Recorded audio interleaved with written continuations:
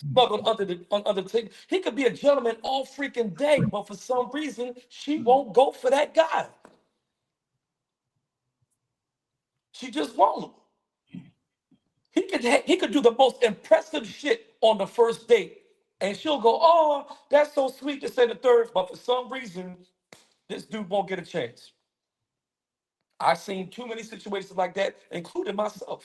Mm. I ain't sweating it because I ain't get a chance to even have what do you call it, feelings for the girl. So I ain't really sweated too much.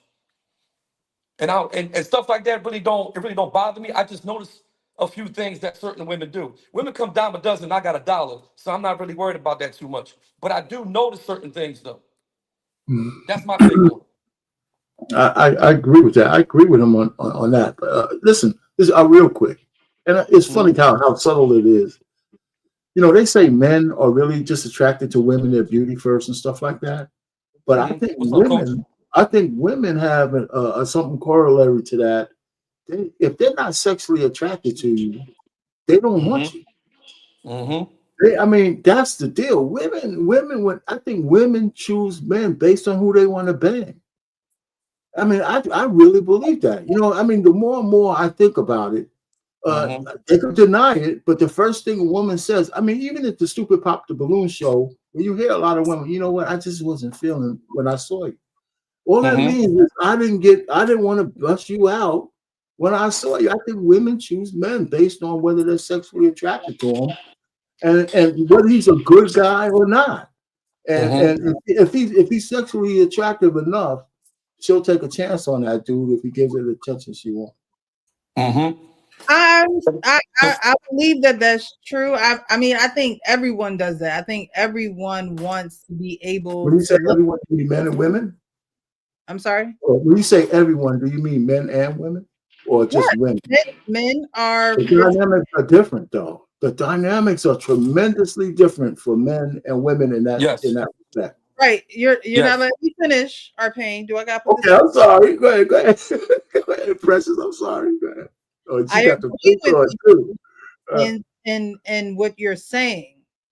I agree. Let me start off with why I agree, right? okay. I agree because women will say, "Oh, I didn't feel the butterflies and things of that nature." They make that decision, and that's the sole decision. That's the sole decision why they're with the guy. There are some women that's like, "Okay, it's not that easy." Men don't necessarily make the decision of lifelong, marriage based off of how a woman looks or based off of her sexual attractiveness. Whereas a woman would be like, "Oh yeah, he laid the dick. Yet you miserable. But as long as he laid the dick, as long as he, got that good pipe, she feels as though they're good." Whereas men is like, it's good and all. The- it's good down there and all, but I just don't want to be with you forever. I Yeah. just How far is that gonna go? Right. Whereas women, they can't let go because of the D. And it's like, girl, but Mhm. that's not the only thing to them. Mm-hmm. And if that's the only thing that you're experiencing and valuing in that relationship, then there's a problem. Mm-hmm. If you notice, women will cry over a man that ain't shit, but she won't really. But she could really care less about losing the good guy. You know Right. what I mean? Like no type of feeling. Like he could be like, "Yo, man, I can't even do this with you, man." Like she'll be like, go ahead. You're like, no feeling whatsoever, Yeah. heartless. You know what I'm saying? But the dude that you talking about, Precious, who throwing it down, for some reason she can't let him go. You know Right. what I mean? Well, I And mean he ain't right, yeah, and he ain't shit. You know what I mean? But it's like you said, I mean, he throwing it down, but like, damn, is that the only thing that's really keeping this guy around? I mean, because he treats you like trash. So I mean, what else is there? But yet you won't sit there and fight for the. Let me tell you something. Let me go back to the question you asked me earlier. And I'm not speaking for all women. I'm just speaking in general. Women are complicated people, extremely complicated. I can't count on my fingers how many times I asked a woman, "What's your type?" And she said, "I don't have a type." I said, "Sis, I'm getting tired of hearing that."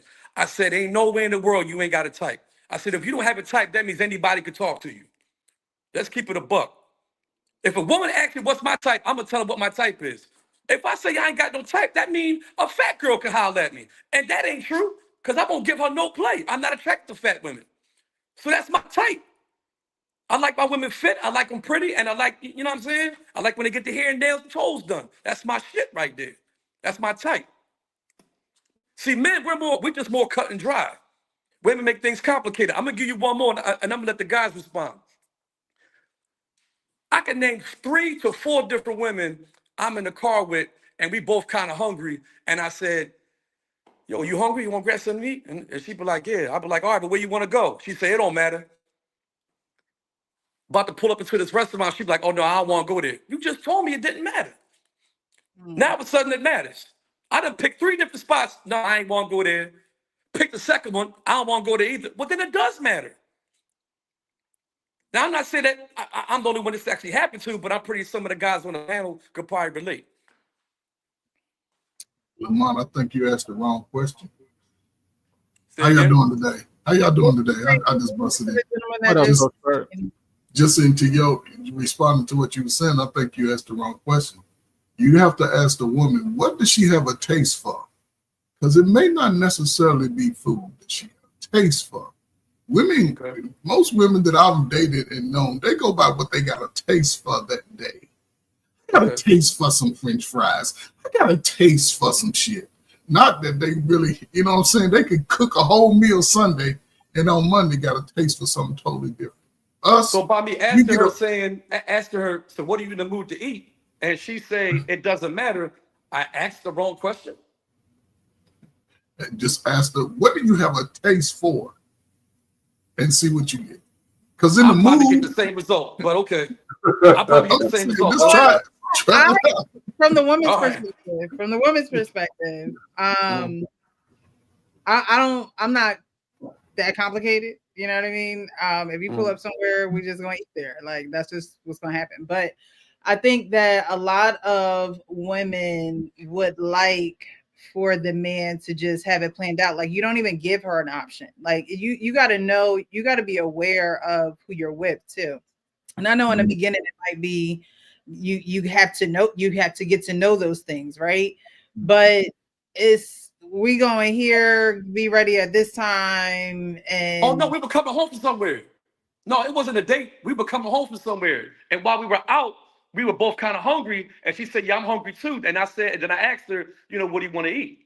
That's what I'm talking about. It wasn't no planned date or nothing like that. well, I mean, even in that situation, it's like, all right, I'm hungry. I'm about to we about to roll up to such and such and get something to eat. Like it, if women were honest, if they were truthful, women don't want to think. They put up this facade as if they do. I got all these degrees, and I can do this and I can do that. But they don't really want to think, okay? Knowing that they have a man who is capable and sufficient enough to make those decisions. It's part of the protection and safety part of being with a man, even down to something as little as food. And then over time, you get to know her. So it's not even a question of what you want anymore. But in the beginning, you set that precedence of, I'm going to take care of you. So I'm going to make sure you have something to eat. So this is where we're going. You know what I mean? Like, it's just like, you know, changing the flat. You know everything that you need to do it. And you just get it done. That's how it is with how women would expect men to think. Now you're not going to know everything because you're not mind readers, and so that's why you are asking the questions.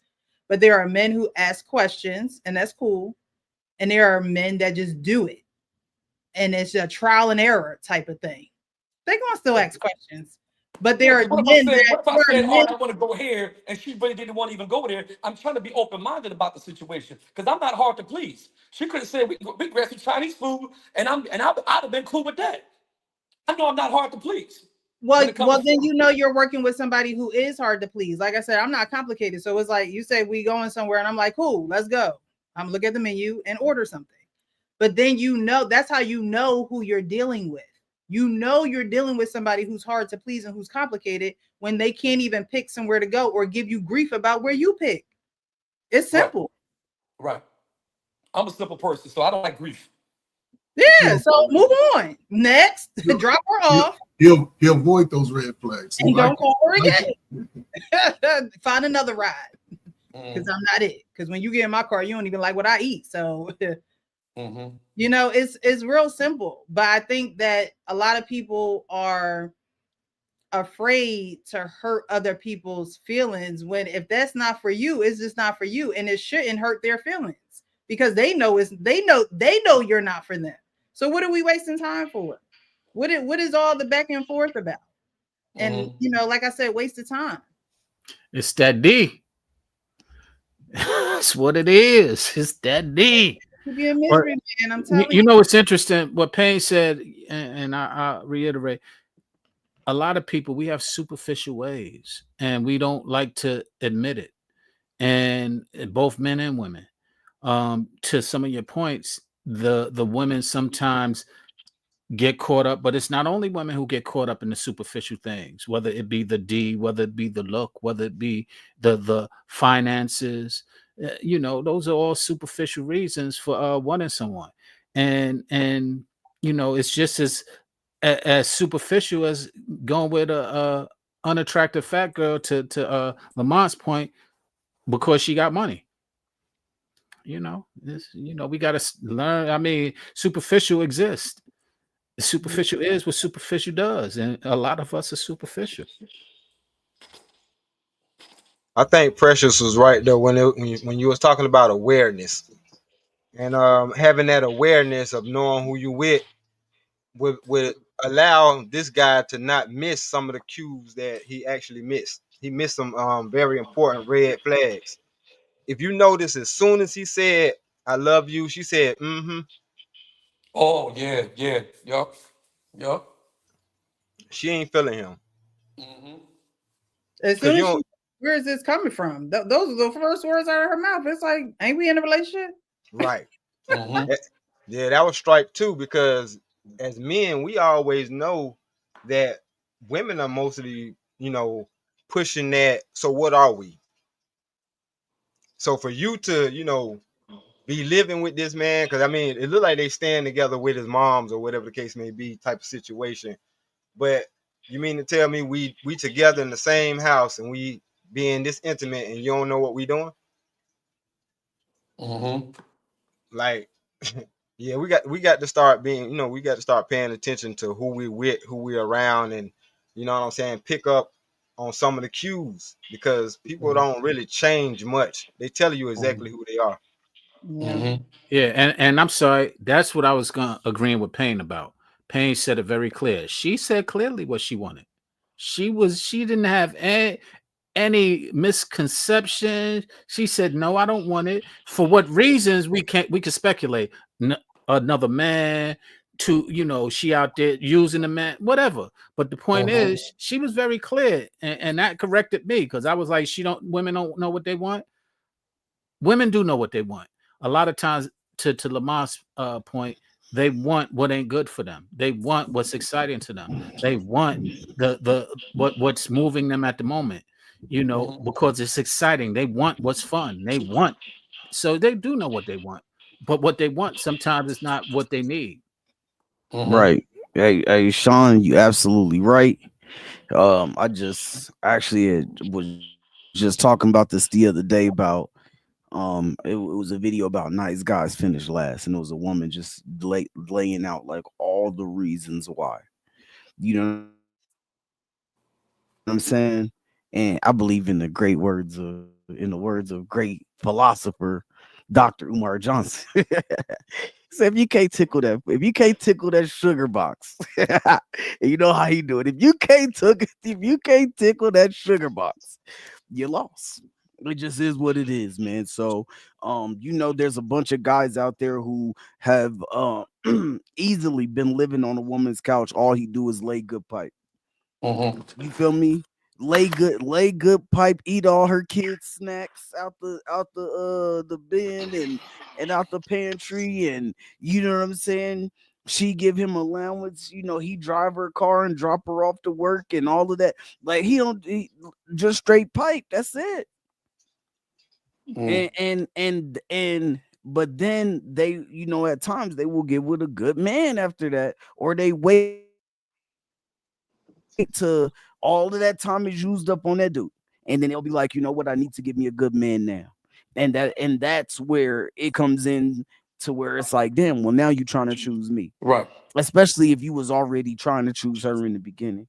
Mhm. Lamont, I'm gonna say this because I'm a man. Come I'ma on, say man. this. No, I'm gonna say this. I'm a man. Listen, I was just listening last time, and maybe I heard you say this a few times. Okay. Maybe, you feel me? But you know what I'm saying? If I was off, Mhm. then I can say my bad because I didn't go back and watch it. I said I didn't go back and watch it. Oh, okay. I know why. But I didn't go back and watch it. I got to plug back in. But I didn't go back and watch it. But I will. But you went back and watched it, so I watched it. So I'll take your word for it. Mm. And so, if that's the case, then I can say my bad. Well, as a person who wasn't on that panel, but I did watch it, y'all made some good points, and Lamont, they did point out some things, and y'all was arguing over semantics, primarily, and but the points that were being made were valid points. It was actually a very good show. The discussion was it was a good discussion. And I hope that that's what came out of it more so than anything. The semantics didn't really matter, but the point of the matter of, girlfriend versus husband and so on and so forth. Those were some very valid points that I think was being made that night. And I wish I could have been there, but I did enjoy seeing you guys have that discussion. So I appreciate that. So my thing is, one, I know how I talk. That's one. Two, there's nobody, I mean nobody, that could turn around and make it seem like I say one thing and do another, or I'm two-faced or anything like that. That discussion when I was on there last time, it was a lot of piggybacking. It was a lot of All right. agree. Oh yeah. You did say that, yeah. And I'm in my mind like, man, get the fuck out of here. I know I ain't say that shit. I ain't say that. That's what I was thinking though. And it took me off the topic of Precious' topic in regards to what's the chick? What's the twin name? Tamara getting back with the Tia. dude Corey. Yeah. Tia, okay, Tia, right? And it took me off what I really wanted to say. Because actually, me and my nephew had this topic before we even got on the show. And I was like, bruh, she gonna end up coming back to him because ain't nobody checking for her. They had this picture of her trying to dress all like sexy, whatever, wearing this like, I don't know, fishnet mesh bullshit. Yo, ain't nobody checking for you, Tia. You better off going to this nigga who really fuck with you. Cause these niggas ain't trying to see what's up with you. And then you getting on, she got on all these platforms talking about some, girl, this great, you know, you can't force happiness, blah, blah, blah. Don't change for nobody. And got all them dumbass women clapping for your dumbass. Cause you know what's crazy?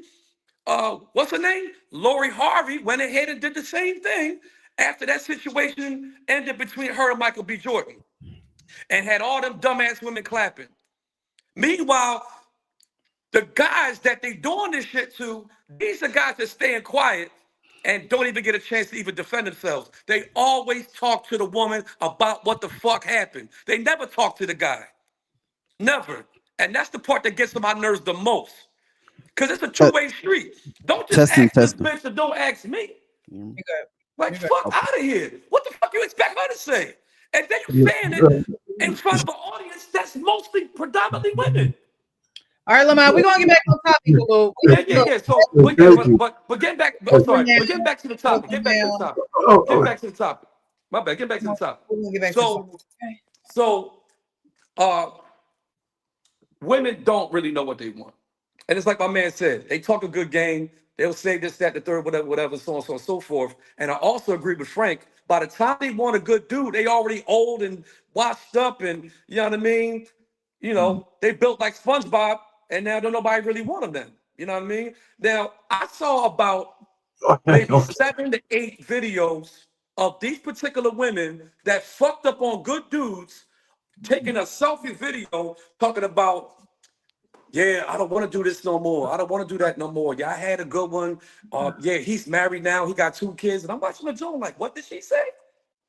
How the fuck she know he married with 2 kids? You keeping tabs on this nigga? So I'm like, and now you want him now. It's too late. He done moved on.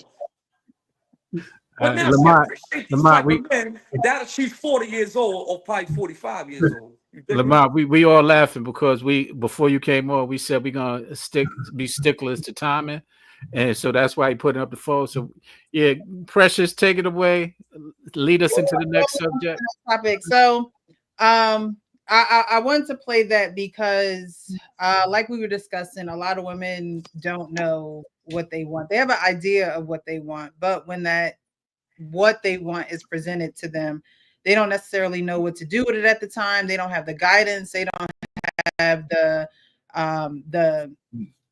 I want to say education. And when I say education, I mean the emotional intelligence to deal with that. That's something that we're going to be talking about next show. I'm going to play a video this show, though, at the end of the show about where we're going to start out next week with, because we talk about, women needing to be better and men needing to be better.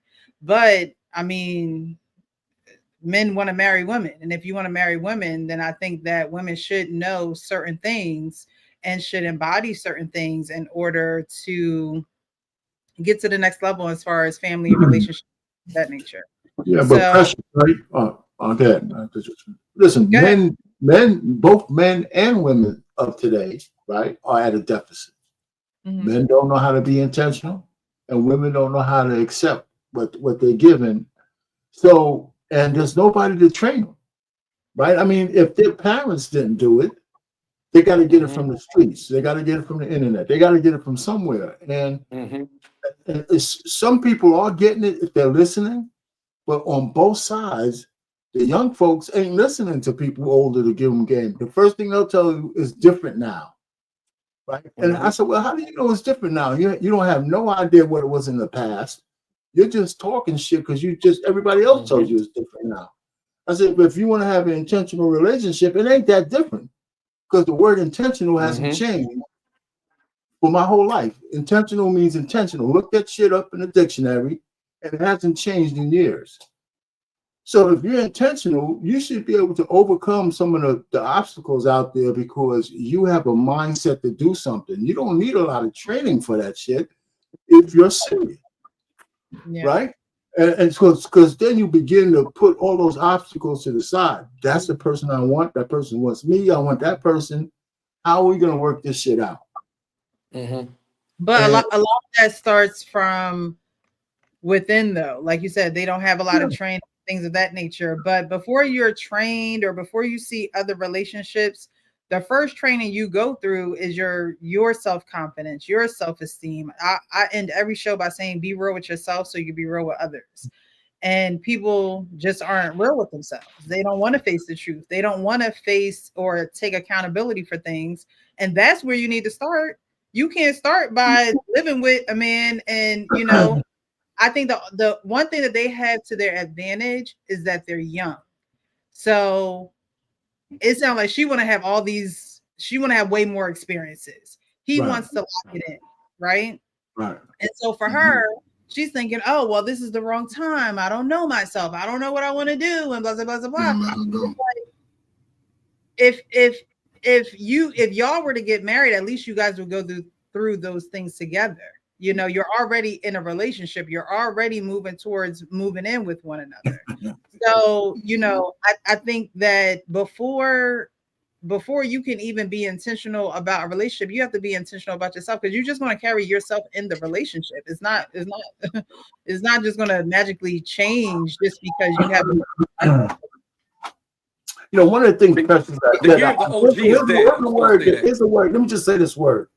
I think the people of today, and both young and now old, everybody has sensory overload. Just too much shit going on. And so if people lock something in, they always have this fear of missing out on the other thing. And so we say, like I said, it's best young to do it, 24, 25, 26. But everybody's telling them, don't do shit when you're that young. Explore. And sometimes you have too much information, and it's hard for you to lock down when it's time to lock down. And for men, sometimes you don't recognize a good thing when you see it. And not only for women, especially men, if you're going to marry somebody, you got to be able to recognize that shit, and a lot of guys don't. Yeah. But the biggest training, Preston, you said something about training.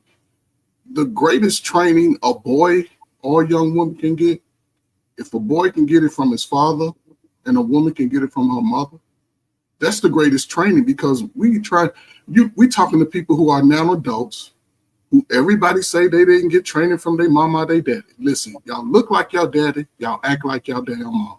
Simple as that. If your mama was messed up, you might have had to go through some stuff to get it together. But for a brother, the worst thing you can do if you've had problems with women in your family is take those problems to women in the streets.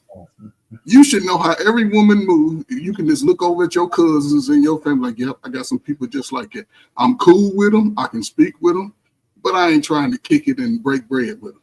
It's a whole different life is life, whether it's, you know what I'm saying? Because I listen, and I'm 10 years younger than Arpain, just to give it a number, right? And I'm with Arpain in the sense that me as a man, I'm an older man. Everybody in my age group, if I was single, they're going to be on Coach Fur. And I might get some of you 40-year-olds women too, because that's just my mindset, right? But I'm only going to be looking at a certain type of woman. That's the only type of woman that I even speak to. Even when I was, single and dating, because when I was I would give it from 29 to 45. I was getting flew out. And what they say, flew out. I was getting taken out to dinner. I didn't spend excessive money on dating women. And yes, those were a lot of y'all women, y'all trying to date mamas and aunties. So you see how they parents move. That's similar to what you're going to get. But I think for a young man, and again, this is probably the greatest time for young men because everybody gets talking points from every little YouTube space. Some men are saying you can work it out. Some men are saying it's just doom and gloom. You got to take that shit in the middle and go find out life for yourself. You cannot listen to men 20 years older than you and tell you life ain't shit. Right. No, go find out for yourself. You can't do that. Because when you do get 40, you might have some little rugrats look like you. What you gonna tell them? Life ain't gonna be shit for you, kid. It's good. Wait, so you don't want the younger generation to listen to the older generation? No, what I'm saying is, whether you listen to me or Arpain or anybody 10 years, 15, 20 years older, you still got to go live your life to the best of your ability. Look at all that, what you talking about. I don't care about no feelings. Man, listen, when it comes to your family, go tell them how you felt when they was mistreating you. Go tell the people that actually did it. Telling people that don't know you like you, it does no good. Because everybody go like, oh, it was your fault. It was their fault. I'm gonna have to disagree with that. I'm just saying, I grew up with a father who was probably the wildest, craziest dude I know. He gave me shit real. I learned about women from my mama and all my aunties. My mama had 6 sisters. They all was married to their death. We was kids. I was the wildest one in my family. I was out here, thought I was a little athlete. I ain't have a problem with women. Up until the day I got married. And my wife still see today. And I ain't bragging because I'm ugly and bald head to some girls. They don't like light skin like me. But I don't get caught up in it. If I'm going to eat some chicken wings from my favorite little chicken spot and she don't want to eat no chicken wings, then she don't eat. Shit. She's not for me. If she tell me, listen, for me, and I could be feeling a female, but she gonna tell me she love me first. And she go, matter of fact, don't even tell me. Don't even never tell me.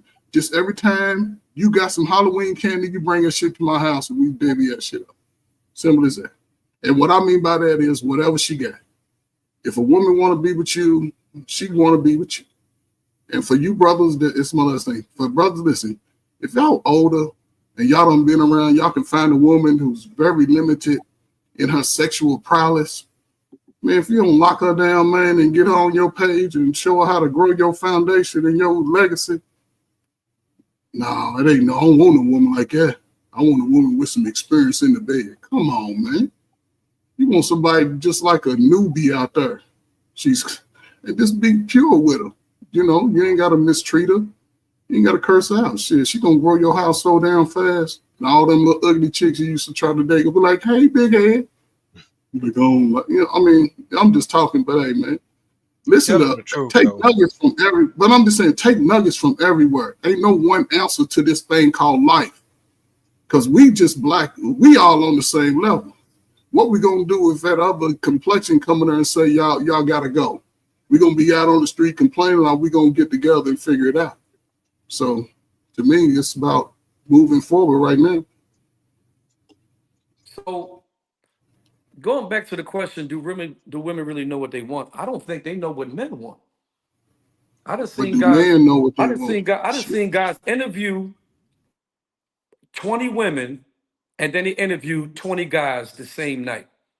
And they asked 20 women, what do guys prefer? Fake bodies or real bodies? All 20 women said that men prefer fake bodies. Then they interviewed 20 guys the same night and asked the 20 guys, do you guys prefer fake bodies or real bodies? All 20 guys said they prefer real bodies. You got a point. I literally was I feel like deja vu right now, because I literally had this conversation with somebody this morning. And I said, the problem is, women, you don't study your men. You study what you want. You don't study what your men want. And if you study what your men want, you might have a lot more success in relationships. But unfortunately, you're studying more about what you want, what he can give you. And that's where we run into a lot of our issues. Well, you know, it's not this. Women looking more like, what am I going to get out this deal? And guys are looking at like, look, am I making a good investment or a bad one? That's what I need to know. Women got this whole gimme attitude. You know what I mean? Yeah, I'm gonna get out of this. I'm gonna get out of this. I'm gonna get out of this. What you call made a good example. I forgot what. Matter of fact, it was Chris Rock. Chris Rock said, if his boy introduces his boy to this girl, she would be like, damn, she pretty, man. Where you meet her at? But if a girl say, yeah, she met this dude, whatever, she want to know, what does he do for a living? You know what I mean? And I'm like, damn, that got a lot of truth to it. You know what I mean? So it's like, is anything wrong with that? I don't understand. Here's the thing I don't understand. The thing I don't understand is very, very simple. I don't understand how women don't know men, and we're the most simplest creatures on this freaking earth. It don't take much to make us happy. It's not like they don't. It's not like they don't know. You don't care. They don't care what you think. That's a difference. It's a big ass difference between not know. They don't care. Listen, the real point. The man will walk away. The man will walk away. Hold on for a second, though. Listen, he not going to your legs to him. But go ahead. The women who with that experiment, do men want natural women or they want ones with fake bodies? The reason why the women think the men want the guys with the fake bodies is because the ones with the fake bodies and the big tits and stuff get the most likes. They get the most attention, and that's why. Then women conflate sexual attention with, romantic attention, right? So women think that men prefer those beautiful women over natural ones because they conflate this thing in their head. That these women, these IG models are getting all that attention, right? So that's what they think men want. Regardless of what men say, we belie that reality by what we choose when we look at those pictures. And that's what they say. So even the guy who's straight-laced, who wants a natural woman, he's still gonna oogle at a couple of good-ass tits, man, and stuff like that. So the point really is we give them mixed signals. And then even if we didn't give them mixed signals, women don't give a shit what we say. They just don't. I don't know how much evidence can we give mixed signals? Hold on. Yes, we do. I don't know how much more receipts we need to know that women don't care what we think. I mean, we've been saying the same shit for decades. We've been saying the same thing. Well, I'll get to the mixed signal. Well, just hold your horses, bro. You get a chance to speak. Go ahead. So I'm just saying, we've been saying the same shit for decades. But that is not new. So they hear us, but they just don't give a shit what we're saying. They want what they want, regardless of what we say. That's why we have to let women tell the stories. right? We don't have enough black women telling them what they need to hear. And we're starting to see some inroads with that. Just a few, but we could count on one or two hands those women who say, listen, girl, this sister code is bullshit. This feminism is bullshit. We don't have enough women doing that. Men can say this shit till we're blue in the face. And the mixed signals, brother, where I say this, it's a lot of mixed signals we give them, because a lot of us say we want women that are loyal and that we want to marry. But if we get a woman in our sights, we're still going to smash her, even though we know we don't want her. We don't want single baby mamas, but we'll smash one in a minute. Those are mixed signals. Those are fucking mixed signals. Not you, Lamont. He's just speaking in general. Nah, Yeah, not you. But you're absolutely right though, Payne. We do give them mixed signals at times, especially sometimes, like just like you just said, even with what you just said. But if you take that a little bit further and you go, where we'll go to the club, and it's a lot of reason why some women have the overinflated like heads about themselves, is because guys that they normally don't have the chance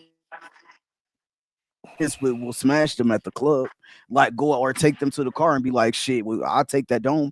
Like, and then that makes them think, because you had sex with them or like you got something from them in that instance, that they can go out and then they can get a Sean, go out and get a Coach Ferg, go out and get a Lamont, or go out and get an R-Pain, when that's not really who they qualify for.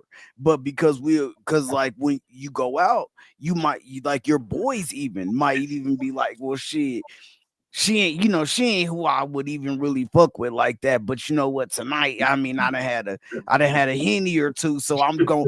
And sometimes for women, that don't click as he just used me. Like he just used me for the night. Sometimes that clicks as, damn, like I can get the dude who makes six figures. I can get the dude who's 6'5". Like I can get that. But then when they go out in their everyday life, they realizing that that's not what they actually qualify for.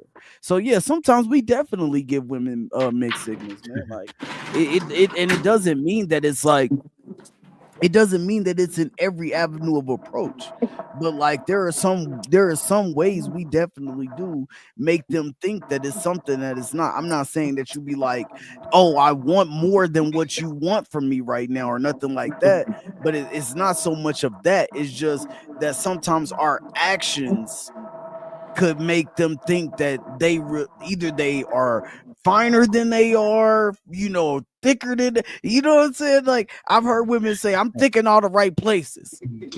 And I've seen some of my boys be like, yeah, you thick. Because that lady who couldn't get the Uber. The lady who couldn't get the Uber. She's not really, he's not, he's saying, yeah, you thick. But in reality, we know she bigger than thick. You know what I'm saying? And he might take her down for the night, but in reality, she knows she not thick. He knows she not thick. Like it's the same shit. That's exactly why sex is reserved for marriage, because the delusion is real, and God knew it would be real. It was like, I'm gonna have to give y'all parameters for this, but of course we don't listen, and that's why the delusion is so real, because you think that you have all these feelings and all the hormones and pheromones and all that stuff, dopamine, all that. When they say you hooked on drugs, that's what that means. When you think you in love, that's what that means. That means you done opened it up, he done opened it up, and now you can't even see straight. Well, I mean, let's just say this. Let's simplify. Then we're moving on to the next video. Well, why don't we just move on to the next video? I'll comment on that. No all right, so I played the first video. Now this video, again, men know who and what they want, okay? So this video, we're going to play and then discuss it afterwards, but I want to give you guys this perspective on his reasoning on why he did what he did. Tiana for 6 months. You was with Rachel for 10 years and with Tiana for 6 months. And you married Tiana and not Rachel. Like, I'm happy for y'all. It's all love. But why did you marry and not Rachel? And then you do everything. I see you like you're literally doing everything for Tiana. Everything she asks you to do, you get up and do it. No issue, no problem. Rachel could not get that out of you. Like, I see you bring Tiana flowers. I see you take her on dates, paint her nail. Like, that's not the brother that I know. So I just really need to know, like, why would you? Yeah, man, she wasn't nurturing me. She wasn't what? Nurturing me. Nurturing you? Yeah. Nurturing me. Okay. Yeah. She just always, she be irritated. She just don't do what she do. Like, she make me happy. Tiana makes you happy. Yeah, like, she make me happy. I was just really mad in that relationship the whole 2 years. I just stuck with what I knew. I was just really sticking it out. Oh. That was it. That was all, though. Like, I really, like, the love I'm really there. I was just sticking it out, though. Like, she always got on my nerve every single day. Always irritated. Mad. Asked me to clean up all the time. Like, But Tiana asked you to clean up all the time. I do that because I love her. See what I'm saying? It's a different ball game. See what I'm saying? Okay. She just ain't the one. All right. So I wanted to ask you guys, because he was with someone for 10 years, then he was with someone for 6 months. And this happens, obviously that happened in his real life, but this definitely happens. And women wind up saying, like, I was with him for all this time. What movie was that with Taraji P. Henson where she helped him build his empire? But for a while he wasn't working. Acrimony, wasn't it? Acrimony. Then this woman came along, and I mean, that man did it right though. He cut her a check, he gave her the keys to her mother's house, and was like, "Well, I'm moving on. You can have everything that's yours, but I'm moving on." Right? So he said the word nurture, and usually when you think of nurture, you think of a mother's love to their son, which is not earned. A mother gives that nurture. It's just she just gives it to the child because that's her responsibility.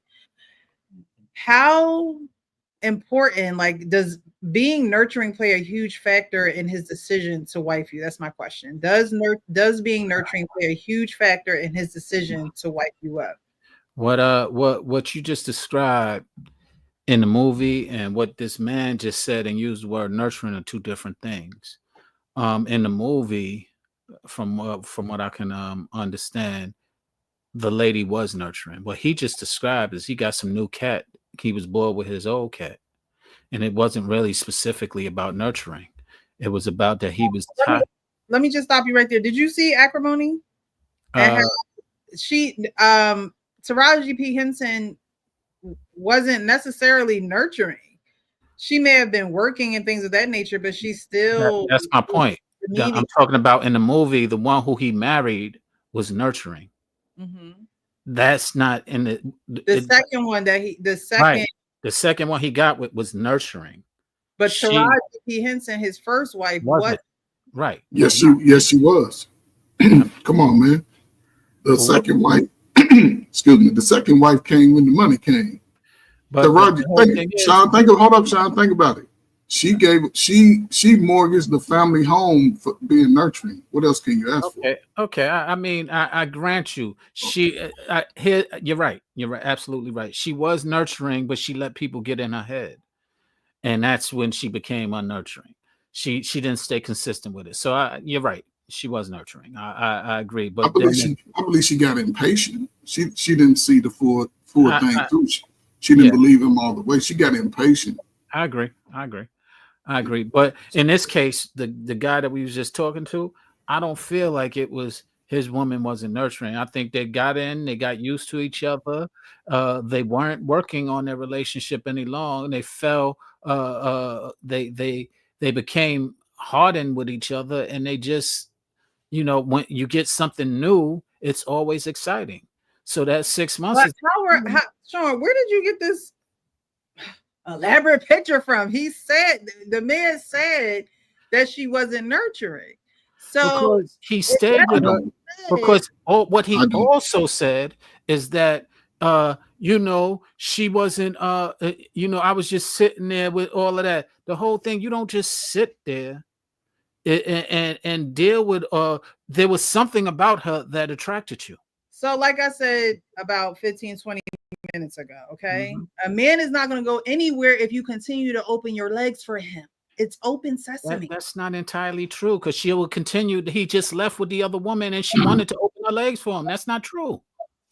Like you said, they got into a rigmarole, Right. cycle, right? But they call Let me it go.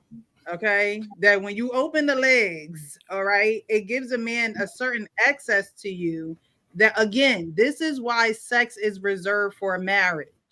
I understand. It gives a certain access, and then a man has a certain dominion over you. And when you have years in the game, with it, like you have years in there, you think these people are not gonna go nowhere. You think these people are just gonna stick with you for life. You think, but he actually said she's not nurturing.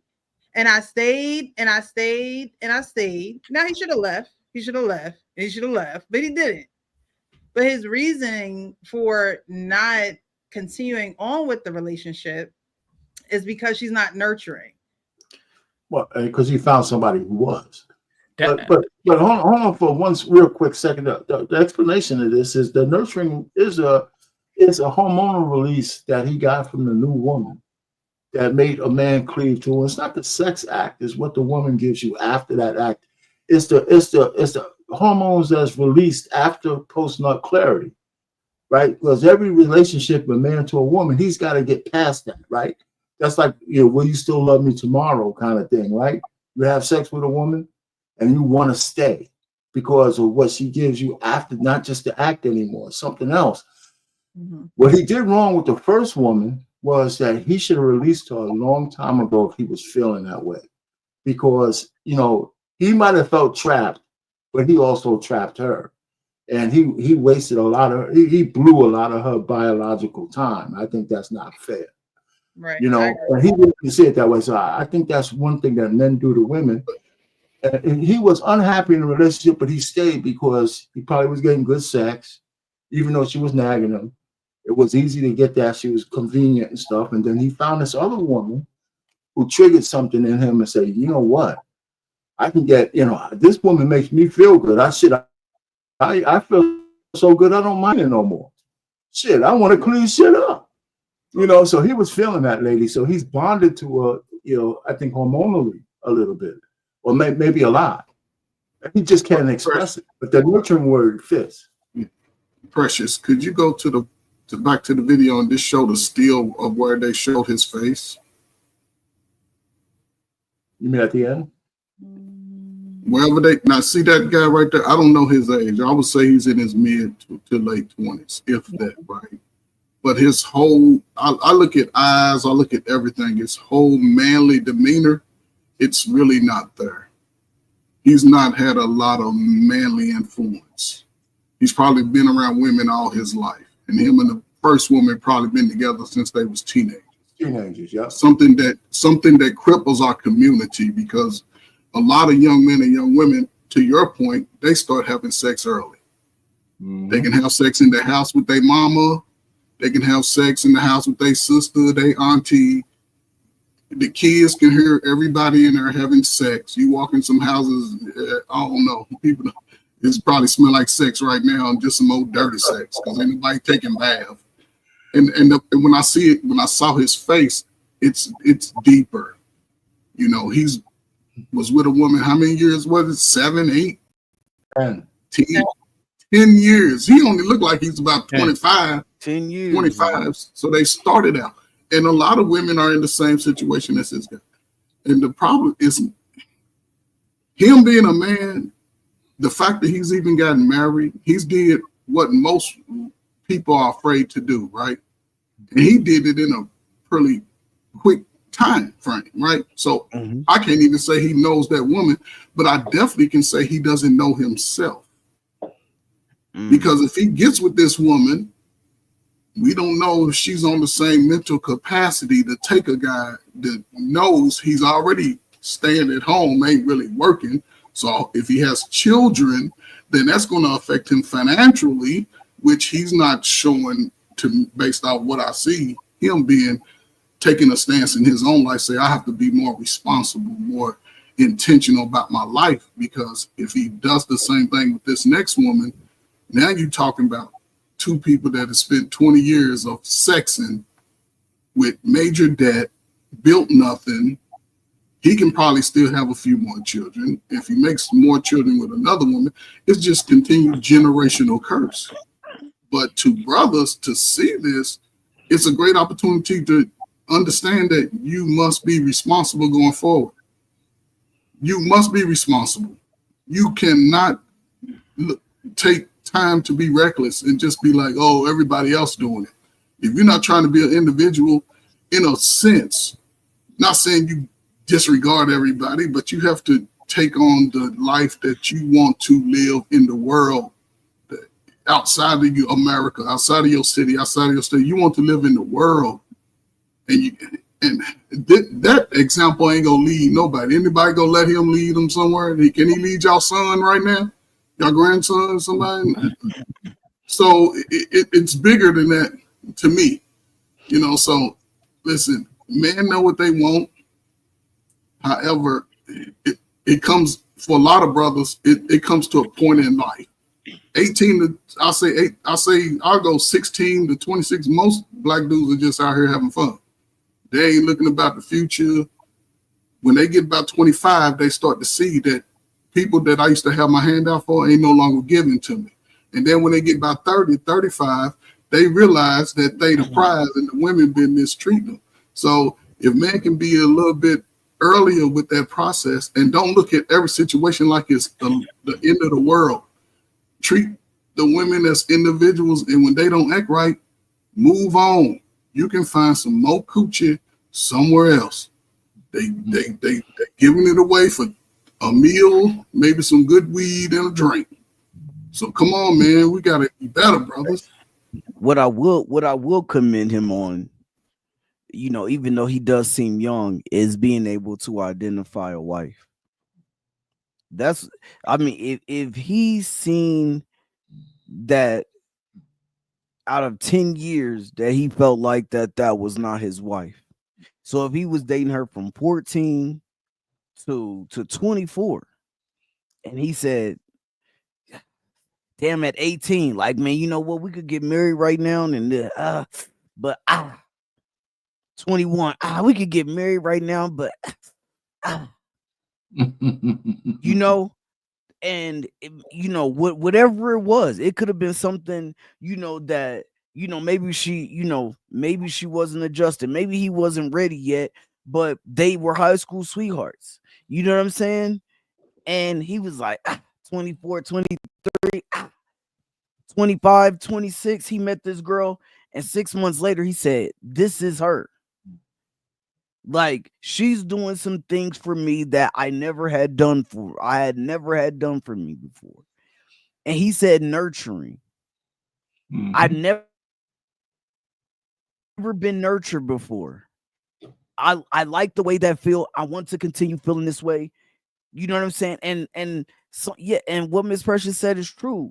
Like, sometimes our mother is great for us in that aspect, but depending on where you come from and depending on if you're raised by sometimes a single mom, and I know this because I was raised by a single mom where my mom tried to be both the man and the female, where she was like, yo, well, it wasn't a lot of nurturing because she had to be the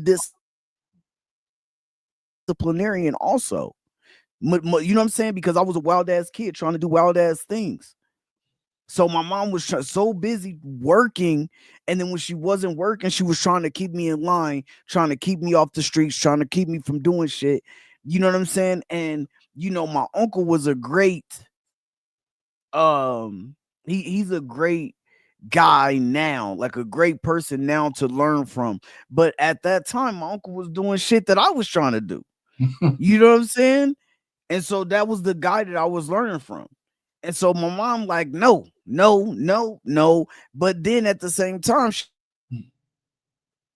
like, well, trying to decide if I'm going to be a friend or if I'm going to be a mom. You know what I'm saying? Or if I'm going to be the disciplinarian or I'm going to be a mom. You know what I'm saying? And then so it went from, okay, I'm gonna be the friend.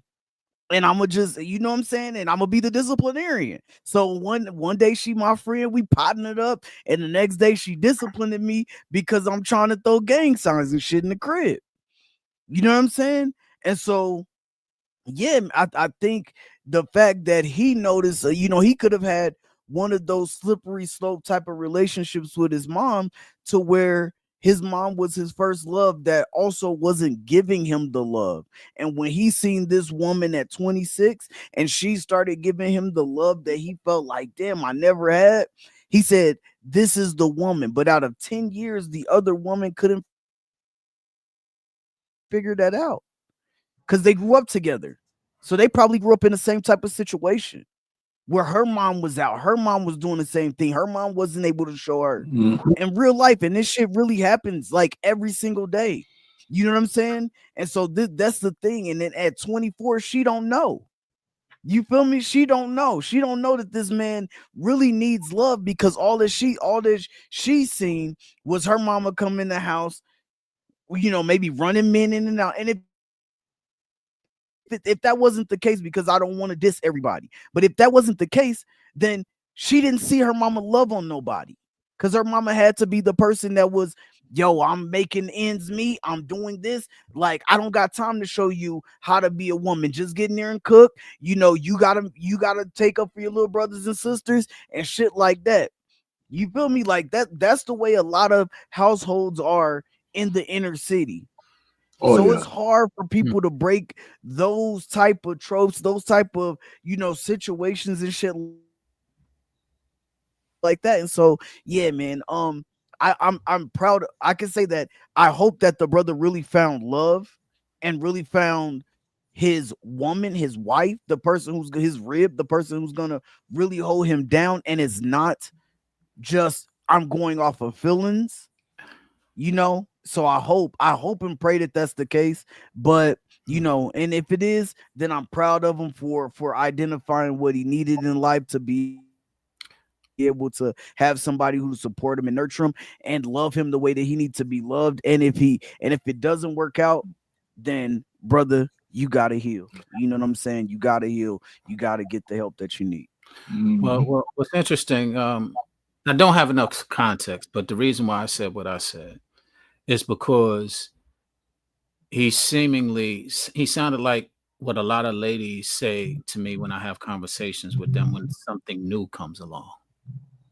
And that's kind of what I'm speaking to, because what I don't know, but what was kind of presented is that he was in a relationship for 10 years. So if he get with this girl in 6 months, then something was disconnected, because quite frankly, he talked her into her panties and she got with a guy who was still attached to somebody for 10 years and didn't really do a lot of her due diligence. And he's using a lot of the words that we use nowadays, nurturing and things of that nature, but it doesn't seem like you was that nurturing yourself when in fact you did not disconnect or detach yourself from your 10-year relationship. And like I said, I don't have enough context, that's assumption, but you didn't detach yourself from that relationship in a significant manner to where anybody was feeling kind of a certain kind of way, because you should have been able, as somebody said earlier, to have detached and say, you know what, we're not going to work, I'm going in this direction, and there wouldn't have been no conversation that him and his sister was having. Well, you know, Ferg said it right. He's a young dude. Matter of fact, I think his decision to leave one woman and find this other one, the way he did it, was probably the most mature thing he's done in his whole life. Okay. I think the other one alone is the most mature decision. Leave her alone and then go into the other one. It seems like he did leave the other one alone. And, he wouldn't have been having that conversation if he left the other one alone and it was a clean break. If it was a clean break, he wouldn't have been having that conversation. You're making an assumption because they're not arguing the fact that he just cheated. They arguing the fact that he's already married so soon. Right. He left that we don't know it. You're right. We're all making assumptions. That's what we're No. If you listen to the conversation, he left the other woman and married another one. She was And asking his a question, right? sister's asking him, why did you make that decision? Why did you leave the one for 10 years and marry somebody else? He didn't give me the impression he was begging them both out right now. He said he left one and now he got a new wife. So he made a decision to break it off with that lady, and she might still be young too. Just like that's good pickup, because she might still be in her 20s as well. That means that 10 years, even though it's a long time, she's still young enough that she didn't blow all her eggs. So all I'm just trying to say is, I think when he used the word nurturing, I think that was the first time in his life he probably used that shit, man. This guy looked like a guy from the street. He dug deep for that damn word, and I think it had meaning for him. Yeah. But that's the beauty in broadening your vocabulary. You may not sound the best getting it out. It may not sound like something that just flows out of your mouth, but at least you have the courage to actually use the vocabulary. You know what I mean? You hear a lot of men saying that, yet that's what they need and require from a woman. They need and require for a woman to be recognized. And he recognized it. They need to just be able to put their head in a woman's lap. That's just something that they need.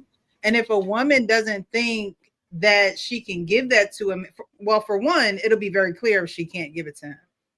He shouldn't, again, missing these red flags. Men shouldn't miss these red flags. It's very clear. 10 years is a very long time. And so one of them should win each other's way, especially they wasn't married. He didn't say he was engaged to that woman. They were just together for 10 years. 10 years, not knowing where you're going, not necessarily having a plan. That's sketchy to me. But at the end of the day, if he meets someone that actually makes him feel better as a person, why wouldn't you want to be with that person? Why wouldn't you want to be? I have a video I'm gonna play. Okay, can I just answer your question real quick? You always want to be when you're going on your feelings. You feel good when you meet somebody new. You always feel that. The first 6 months is a great feeling. There's nobody who new D or new P is exciting. That's what it is. You feel good. Now, does that feeling continue? The verdict is yet in. Right. But guess what? Look, he took the step to actually marry the woman. Now, how their relationship turns out is how their relationship turns out. But he's not stringing her along. He's not making her a baby mom. He said, you know what? I feel good about her. That's a good assumption. Nobody else has to feel good about it but him. Nobody else got to feel good about it. I agree. Right? I'm saying 6 months, you always feel good about a person. When you haven't you felt good about a person in 6 months? I agree with you, but there are people who will feel good for 10 years. And I hope so. And still be like, oh, but I don't and I hope so. Let's just go. It's good just like this. That's where we disagree. I don't really agree with that go with the flow mentality. And that's what a lot of people agree with. Let's go with the flow, and that flow leads us into a lot of divorces and bad relationships at times. Sometimes it doesn't. I agree, but in order, like I said, I'm looking at the totality. Her asking that question is what I'm really, considering as well. If she was, if he was all in those places, she would probably be saying, "You made a great choice. I'm so proud of you." No, Sean. She's a woman, and she's trying to get clarification and clarity as being a woman. Like, damn, a man can really be with me for 10 years and not marry me, right? And that's her brother, so she's probably seen him. Right, that's her brother, so she's probably seen him in this relationship and how it's gone. Damn, how you do that? He's this other woman that he's with, and she's like, "Yo, bro, like, let me know, like, why you so good with Karen, but she couldn't get." That's a woman's curiosity. That's exactly what I was thinking too. You're right. That's one way to look at it, and that's a safe assumption. Another safe assumption is that she's like, "Yo," she wasn't saying, "Oh, I'm so proud of you. I understand why you did that." So you're right. It could be that she was Sean.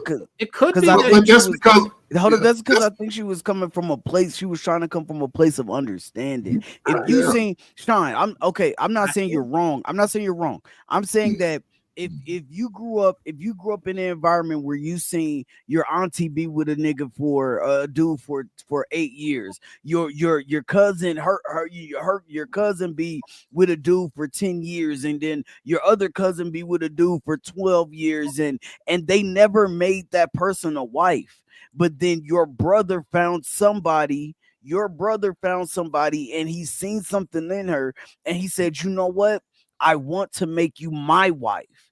And he's seen that in 6 months, because they do say, I'm not, and they do say that sometimes we find our woman and we're like, yo, we know that that's our woman. So we just like, yo, and one person I think about when this story comes to mind, and it's not I don't know if it was 6 months or not, but R-Pain, when R-Pain tells the story and he says, yo, like, Yeah. when we went on our date, our first date, and I told her, I don't want another girlfriend, I want a wife. And he knew that was his wife from that point right there on. And she didn't back down. She didn't say, like, I don't know if I want to be. What Wisdom coming. She didn't say wisdom's coming from. Wisdom's coming from. She didn't say where's this coming from. And so that's what I think about. Is like, he said, yo, like, out of the 10 years that we grew up together, like, I just feel like I didn't get, like, maybe I didn't get that. But then as soon as I found this woman, she gave me the things that I needed.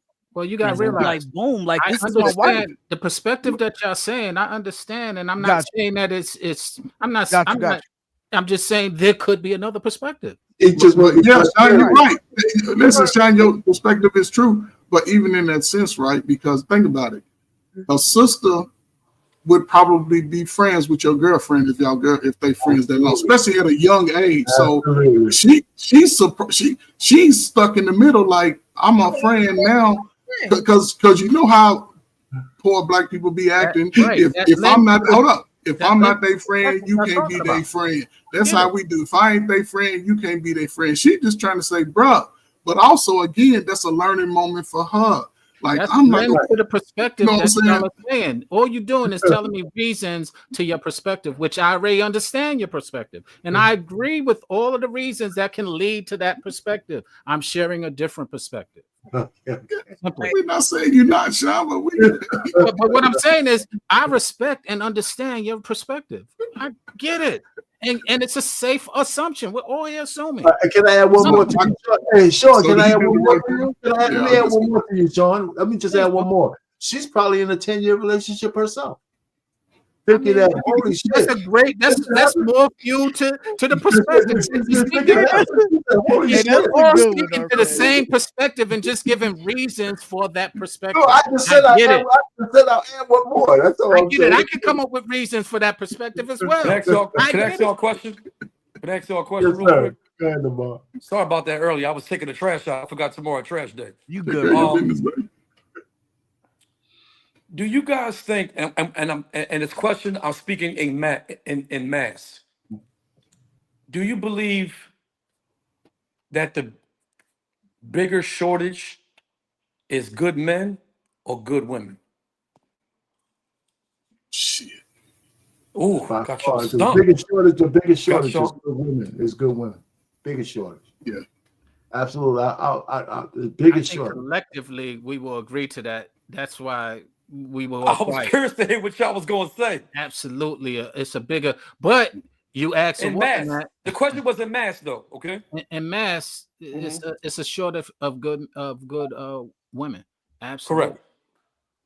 Precious, you agree? Yes, I feel like there is a shortage of women who are ill-advised. There you go. And when I say good, I mean marriageable. Let's context to that. Let's say good. Oh man. You don't realize this, but ill-advised. when you post stuff on your Instagram, Precious, I'll be watching. I'll be like, yo, man, I think Precious riding with us, man. She posted some real videos up here. These are real conversations. These are not staged. You know what I mean? Well, That Lamont, you grab from either certain podcast, whatever. I sent you the one, and I'm surprised that you didn't respond to it. When the brother said these working class women, you know, the women that does well for themselves financially, and These particular women are looking for guys who is over 6 foot tall, making a certain amount of money, etc., etc. This brother started breaking down the math. He broke the math down to a T. When he started talking about how many men make 6 figures, he said, you got to narrow that down to about 20% of men. Then you got to worry about what sign is he? If he a Sag, you ain't fucking with no Sag. If he a Cancer, you ain't fucking with no Cancer. This Shit, brother man, was breaking this shit down. Precious, I sent it to you. that I nigga don't DM'd you know. the video. He don't know I what he DM'd you talking the about. video, and I'm surprised you didn't respond to it. He That don't was know what some he real talking about. yo. That was some real shit. He And the girl don't know was what he on their talking left, but it's crazy because when the brother started about. breaking That it wasn't down, good. he started making sense. The girl was already ready to start cutting him off from talking. I don't know why people do that. Every time somebody is about to make some sense and about to say some valid shit, why do the ignorant person always got to find a way to cut the person off so they could probably lose their train of thought?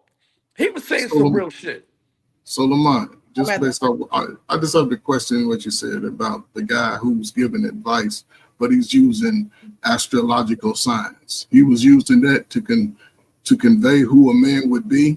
No. No. I I don't. saw the clip. It wasn't that he Yeah. broke down the statistics of men who make over 6 figures. That way narrows you. That cuts your pool in half. Then you got to factor in half 6 of feet those tall. men. Half of those men over 6 feet. That narrows it down further. Then you got to think about how The many men that's on the of men down low. that He also are mentioned that gay. too.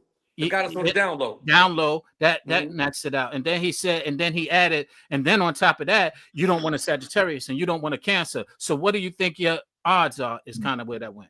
Yeah, so Right. it went from, you know how it is. So it's like, all right, I want to do 6 feet. All right, so that because only Okay. like Frank, you 4% saw? of You men saw the in the video? world.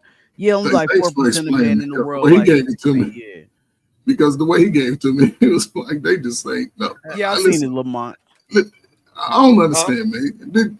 So Lamont, did you grow up with sisters? No, I grew up in the street. Oh, okay. So I grew up with sisters, and this is why I say, do you have women in your family? Yeah, but I wasn't around them. Okay, so you sort of learned on your own, and you I did was in the street. okay. I was in the street more than I was in the house. Okay, so even in the streets, if you just in the streets, then there could be some situations when even women, because now you ain't in the streets and you want a woman that ain't in the street. So I can understand that. But No, what I mean is let me just clarify real quick, and then you got the floor. So I didn't have that big brother or father to there you go. teach me nothing like that. So at 17 years old, I was around a lot of guys that was older than me. See, back in the day, guys, we used to be in the corner. Used to be like 20 of us, like 20 dudes on the corner deep, and I was the youngest dude on the corner. I was about 17 at the time. Everybody else that was around me, there was about 34, maybe 32, something like that. So I was about 17 at the time. So a lot of stuff that I learned, it really came from them, listening to their conversations and so on and so forth. It was a lot different in my neighborhood where I grew up. These guys would give their car keys to the lady that they was fucking with, and she would drive to their cleaners to go pick their clothes up from the cleaners. And depending on what type of chick she was, they'd be like, here, take that, man. Go ahead and get yourself a little outfit or something with some shoes or something, or get your nails, your hair done or whatever. You know what I mean? A lot, and I don't want to sound like no caveman or nothing, but a lot of women back then, they just did what their man told them to do. That's what I was raised around. You know what I'm saying? That's all I'm saying. So I wasn't like in the streets like the way that you're probably thinking about, but I learned a lot of things from it. No, I'm just listening to you, try to get an understanding from Hey. your perspective because Mhm. I mean, if you had certain teachings about women and relationships younger, I think that you would be able to, not just saying you, but any man would be to apply them at their grown age now, because even men are more experienced. Hey, Mhm. That's just mine. Miss Precious, can you put up the post, the comment from Lisa J. Bella? This is absolutely bad work right here. Any Any man man that I will don't lay I don't down and down sleep and with a sleep with woman the and woman. have no Yeah. intentions on marrying her. Lamont. I'm sorry. Go ahead. this Any is man that will lay down and sleep with a woman and have no intentions on marrying her or being in a relationship with her is a horrible person and has no integrity and is wicked. Kings are rare. listen, women, My bad. I didn't know you was gonna read it. women, no. That it don't make that man a bad person. It don't make that lady it don't make that woman a bad person either. Those are two consenting adults deciding to have sex. Number one. Number two, though, how can you say that any man? Listen, you have to gain access before you could even make that happen. Mm-hmm. Who gave that man access? Like, there are men out. I'm not speaking about me because I got the gift of gab, but I'm just saying there are men out there who don't have no type of access to women.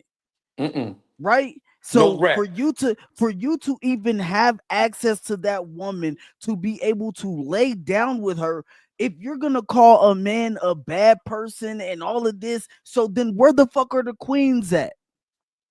If that's the case, if kings are rare, where the fuck are the queens then? Hey, I just Frank, have give to me- ask, Good, and I'm not hold on, Lamont, good, and good.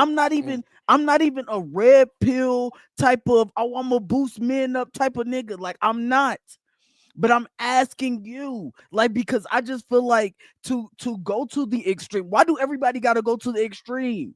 Like, you don't have to go to the extreme. Like, no, it does not mean you're a bad man. It does not mean you're a horrible person. Like, because there are men out there having safe sex. There are women out there having safe sex. And I'm not saying that you should just be out here having sex all willy-nilly and doing all this shit without being married. I'm not saying that.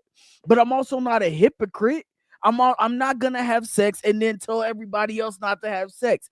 That's dumb shit. That's wild shit. But what I will say is that you cannot call that man a fucking like a piece of shit, a horrible person, or nothing like that because a woman gave access to her body. That makes absolutely no sense. Like, come on. Also hold the woman accountable too. Go ahead, bro. So now I was going to piggyback on what you were saying. I don't know if you was watching, but I was nodding my head like agreeing with you. So it took me back because long before I even knew who Kevin Samuels was, two of my homies hit me up and it was like, "Yo, bro, you kind of remind me of Kevin Samuels." And I said, "Who's that?" And they sent me a video of his talk show on YouTube, and I'm like, "Damn, he do sound like me." The only difference between me and him is he's a lot more educated. I like the way he break his conversations down. And he said something. He said, women have access to sex and men have access to relationships. And I have to totally agree with that because I said the same thing myself some years back. Now, the crazy thing about it is, piggybacking up what you said, Frank, was tell me if you heard this or not, because I heard it dozens of times. A woman knows if she wants to sleep with a guy the first 15 minutes of meeting him. How many of y'all heard that?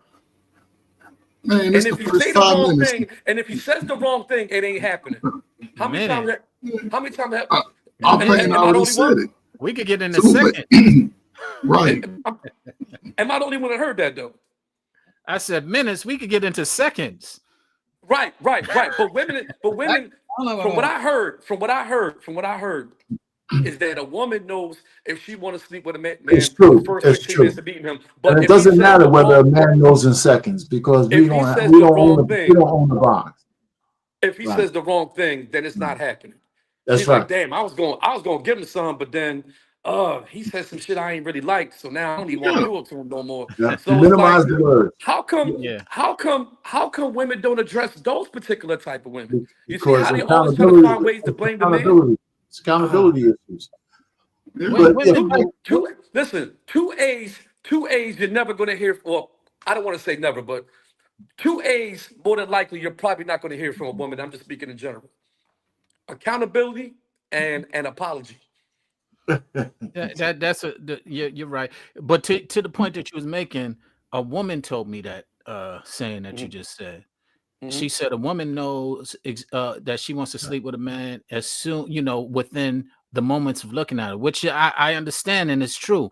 And to me, and what I tell women when they say that, I say, once you say that and a man picks it up, you've relinquished that power.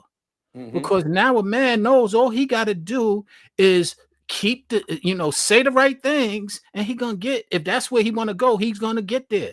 And guess what? If he doesn't say the right things and you want him, you're gonna, as I say, show him the ways to the cookies. WAZE. You're going to give him the route. Make a left here, make a right here, turn here, say this. You're going to tell him. And if he go off course, you're going to say rerouting right back to what you want. Let me say one more thing, and you guys got it. Let me say one more thing, and you guys got it. I remember being about maybe 14, 15 years old, and I was back in New York, and it was a lot of older women that was in my family, and I heard the conversation that they was having, which I wish we still had today. She said, and she was schooling one of the young girls that was around him. She said, you could tell a lot from a man from his haircut, his fingernails, and what he wear on his feet. Now, I'm a kid at this point. I'm 14. I didn't understand exactly what she meant when she said that. So I'm like, it didn't dawn on me until I got older. She said, what? You could tell a lot about a man by his haircut, his fingernails, and what he wear on his feet? I was like, whoa. But then as I got older, I'm like, I kind of know what she mean. Is she talking about, like, if a man, like, upkeeps how he looks? Is that how you could tell?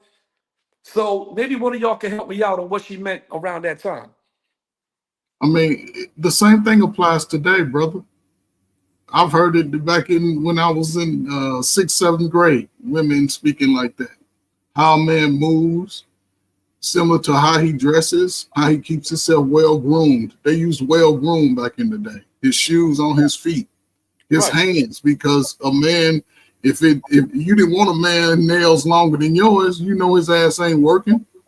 A man that's working, you got to have a certain length of his nail if he's working with his hands. No, she meant like if his fingernails are clean.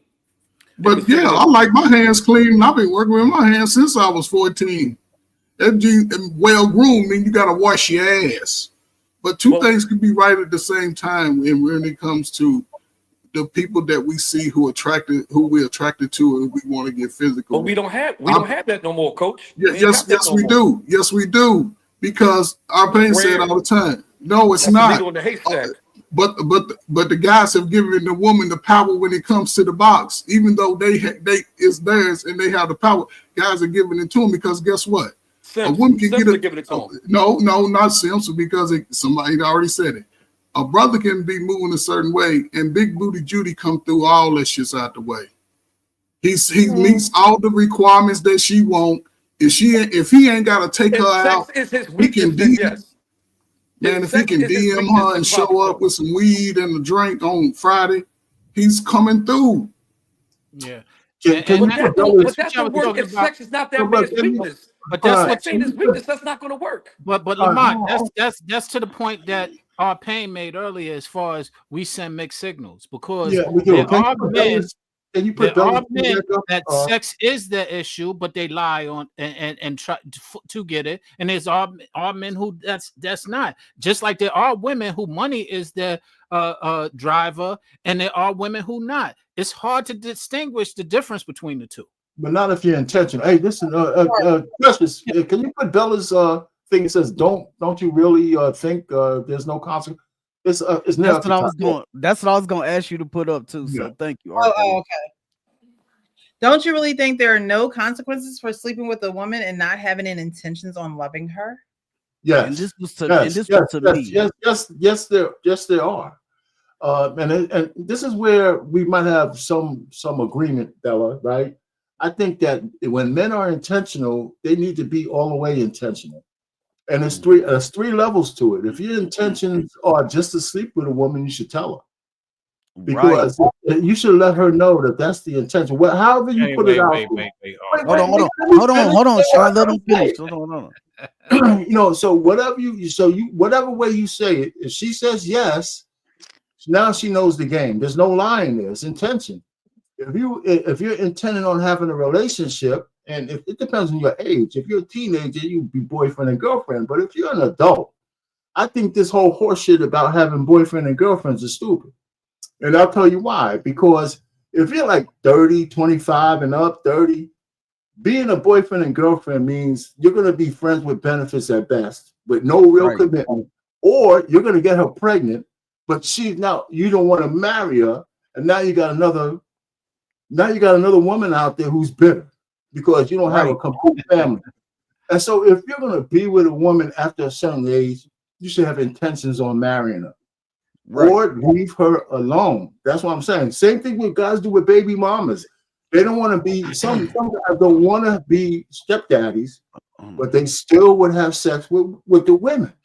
That gives mixed signals. So Payne, the reason why I said wait is because I argued this point with you months ago, maybe you about a didn't year argue me against it. and you said men lied. I said men need to stop that I nonsense. didn't say that. I don't. You got to show me the tape where I said men lie. I'm saying men need to be intentional. I'm gonna look for it specifically. Hey, you gonna look for right it? here. You said men lie for the box. Hey, And I said men need to stop that That's nonsense. why we have men do that lie. is true. That is I- true. I'm saying they should be agree. intentional. Wasn't telling them to do that. No, wait. I agree, but he just finished saying you Right, need to right. tell them. He just said you need to tell them that's all you want. That's right. That's what I was saying. I was saying, yo, men need to be more honest about what they want or intentional to your This is point true. about what That's they not want. gonna work. And you This is said, true. well, that, you know, when you're young, that's what we do. I said that's the No, bullshit. I didn't say that. I said men lie I'm not because quoting they got intentional. I'm not Hey, hold quoting on. Hey, hold on. She was responding to me. Yes, I do think that there are consequences for sleeping with the woman without having any intentions. I do think so. Yeah. So, you know what I'm saying? But that does not mean that two things cannot be true at once. Like, people are going to have sex. That's what I'm saying. People are like the human action, like the human being. People are if you are attracted to somebody, that's why I'm glad I found wifey. I'm just saying though, look, at the end of the day, it is this. Like, people are going to have sex.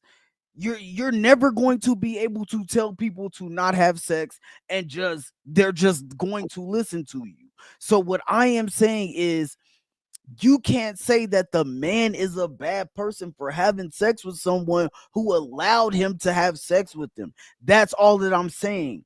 The woman is not a bad person for having sex with someone especially if they're doing it safely, right?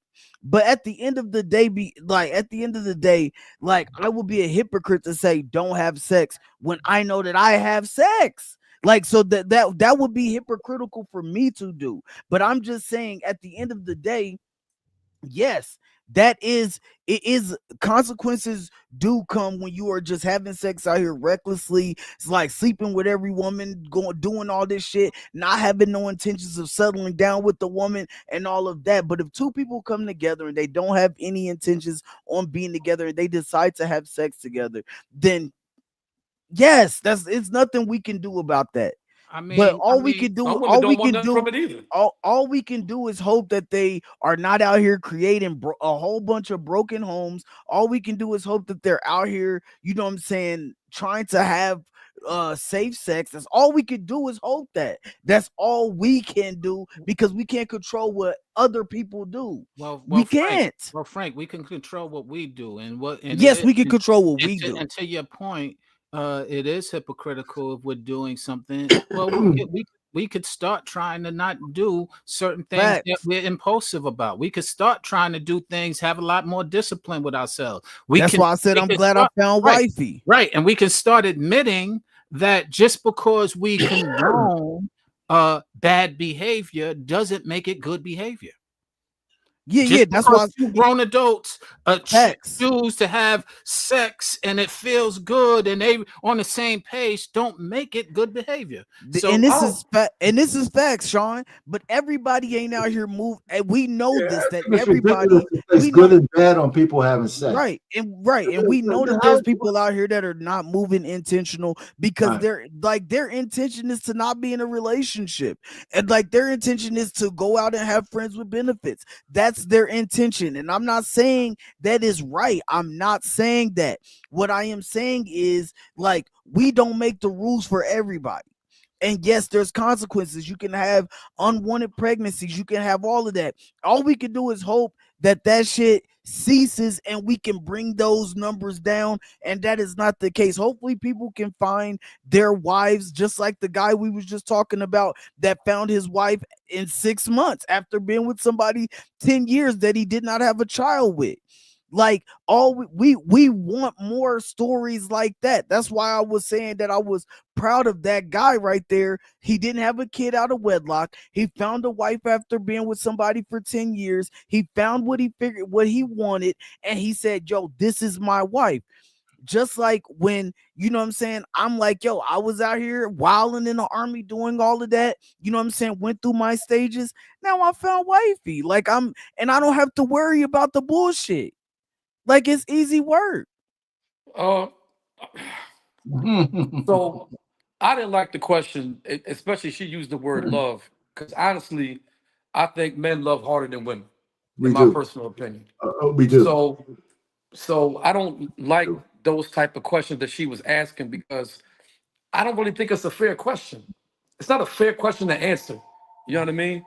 What do you mean by that? What do you mean by that? Because she used the word love. You know what I'm saying? And I'm gonna let it ring. Yeah. When she used the word love, right? The question that Frank answered. The reason why I didn't like the question, because with her using the word love and sleeping with somebody and having consequences and this, that, and the third, what she doesn't seem to understand is that when I say men love harder than women, when men get into a relationship, we are serious about you. Okay? When guys take women out to like maybe certain lounges and stuff like that, and the lounge is known for having some beautiful women in there. I told my boy this the other day, I ain't making this up. It's the spot around the corner from my crib. And that spot is known for having some beautiful women in that joint. And I'm like, damn, you brought her with you? I said, damn, boy, you must really like her, because you know what being here.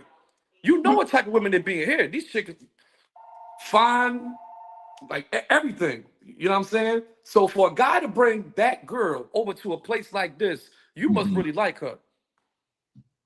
You know what I'm saying? I've seen women that's out on dates with these guys on their cell phone. I'm like, damn, how they enjoying the date? She all on her cell phone. Did she come out just so she can get a free meal? Like, you know what I'm saying? Most women act like users. But when there's real men out here that when they take women out on these dates, their intentions are good. I don't hear women talking about that.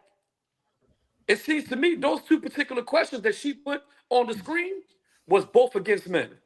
And I agree with you. I think that a lot of times people get hurt, and we don't always give grace for that pain that they haven't been healed from, and on both sides, men and women. Because to your point, no, we don't leave. There are a lot. Stay and fight. What was that? Men really don't leave. We try to stay and fight. We try to stay and try to when, reconcile. When we're in love, you're right. But there's a lot of times before we get in love that we use and abuse these women. And we can't sit there and not lie about that. Oh man, I'm talking about it, man. I'm talking about it, man. I'm not talking about these little guys that sprinkled around that do that to women. All my comments that I make, right? Any comment that I make, I'm speaking in mass. There's way more, and that's why I asked that question specifically. I said, do you think that there's a good man shortage or a good woman shortage? And everybody said a good woman shortage. That means there's way more good men than women.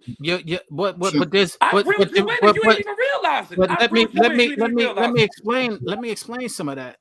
Go ahead. There are a lot more women than there are men available. One. So they outnumber us. So there's definitely a lot more women, a shortage of good women. But that doesn't negate the fact there's a lot of bad men too. No, Sean, no. I'll push back. No, Sean, no. I'll say this. You're trying to tell me there's no bad men? No, hold on. Now you're making two different points. You said it's a lot and there are some. However, let's just take the women that outnumber. Let's just take the women that outnumber us and set them to the side. Now we evenly match number to number, right? Okay.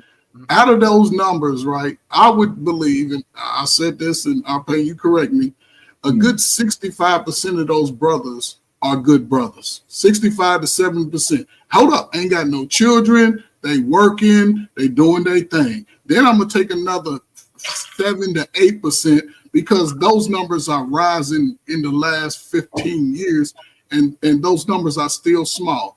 I would say another 7 to I'll give it 10% because the numbers.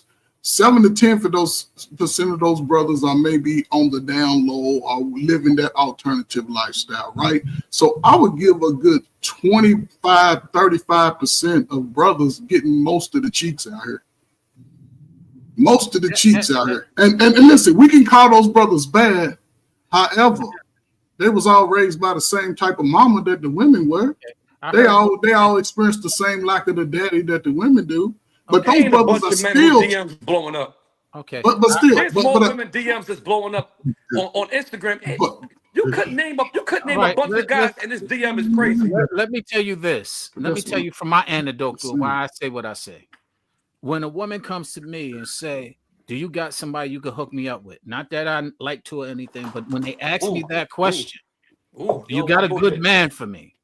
And I evaluate the men that I'm aware of and that I know. Here's what it boils down to. The men that are good are usually in relationships or marriages. Not all. It's a lot that are not. I'm telling you what I said. What I know when I'm telling you what I just said. I was very clear. When I'm asked this, my anecdote is what I said. And they asked me, all right, yo, could you hook me up with a good man? I have more men that I can't hook them up with because I know they ain't about shit than I do men that I can hook them up with who are about it. Because the men who are about it, like I said, are usually in relationships. There are a lot of good men, but they're usually taken. Now, the ones that aren't taken ain't always that good. It's a lot of them that's not taken. I'm not saying that they are. I say they do exist. They definitely. I'm sitting on a panel with a few. Put it this way. Look at us right here. We got 5 men on here. 3 which are taken, 2 that are not. I can't wait to respond to what. I'm gonna wait till you're done. I just can't wait to respond. Go ahead. Go ahead. Hold up. Hey, did you count me as taken? Yes. We're moving on. Oh, okay. All right. Just what the this is a new thing. You got married friends. What's going on? Hey, listen. Hey, listen. Let me just respond to what you just hold said. on. I got you, Ma. I got you. Hey, Payne, listen. All right, just listen, Payne. I'm just telling you, man. Listen. Don't worry about it. Just know that just listen. I'm just telling you, don't worry about it, man. Just know that your meds is, you feel me? The market is done for the boy. You feel me? Just know that. That's a good thing, man. That's a good thing. Yeah. All right. So let me just enlighten you real quick. I'm not even going to drag this out. No, we got to move on. Because tonight is only going to be a 3-hour show, and I want it to be. Oh yeah, go ahead. Yeah, she got to get up early for work. Go ahead. Go ahead.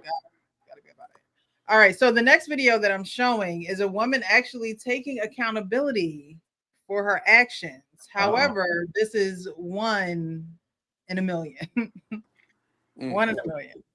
Not giving me an answer. I just gave you the answer. Why do women get so defensive when they're called out on because something? You don't want to be honest. You don't want to deal with the truth. You don't want to change. We what? just don't want to deal with it. Exactly. Why? Why is that an issue? Because we kind of want to do what we want to do, and we don't see you guys. Men complain about things that are just sometimes just why are you upset about it? You do. And I feel because like there's something wrong. For me. And the only way to communicate and fix things is to address it. I don't like to be told and deal with it and fix it. I don't like to be told that I'm wrong. I don't like to be told when I'm wrong. That's established. I get agitated when I find out that I'm wrong about something. Okay, I get agitated, and that's why I guess I get defensive because I just want to do what I want to do. And no, it's not always right, but I just want to do what I want to do. And when you call me out, it makes me defensive because I don't even understand why you would be calling me out. It's not that serious.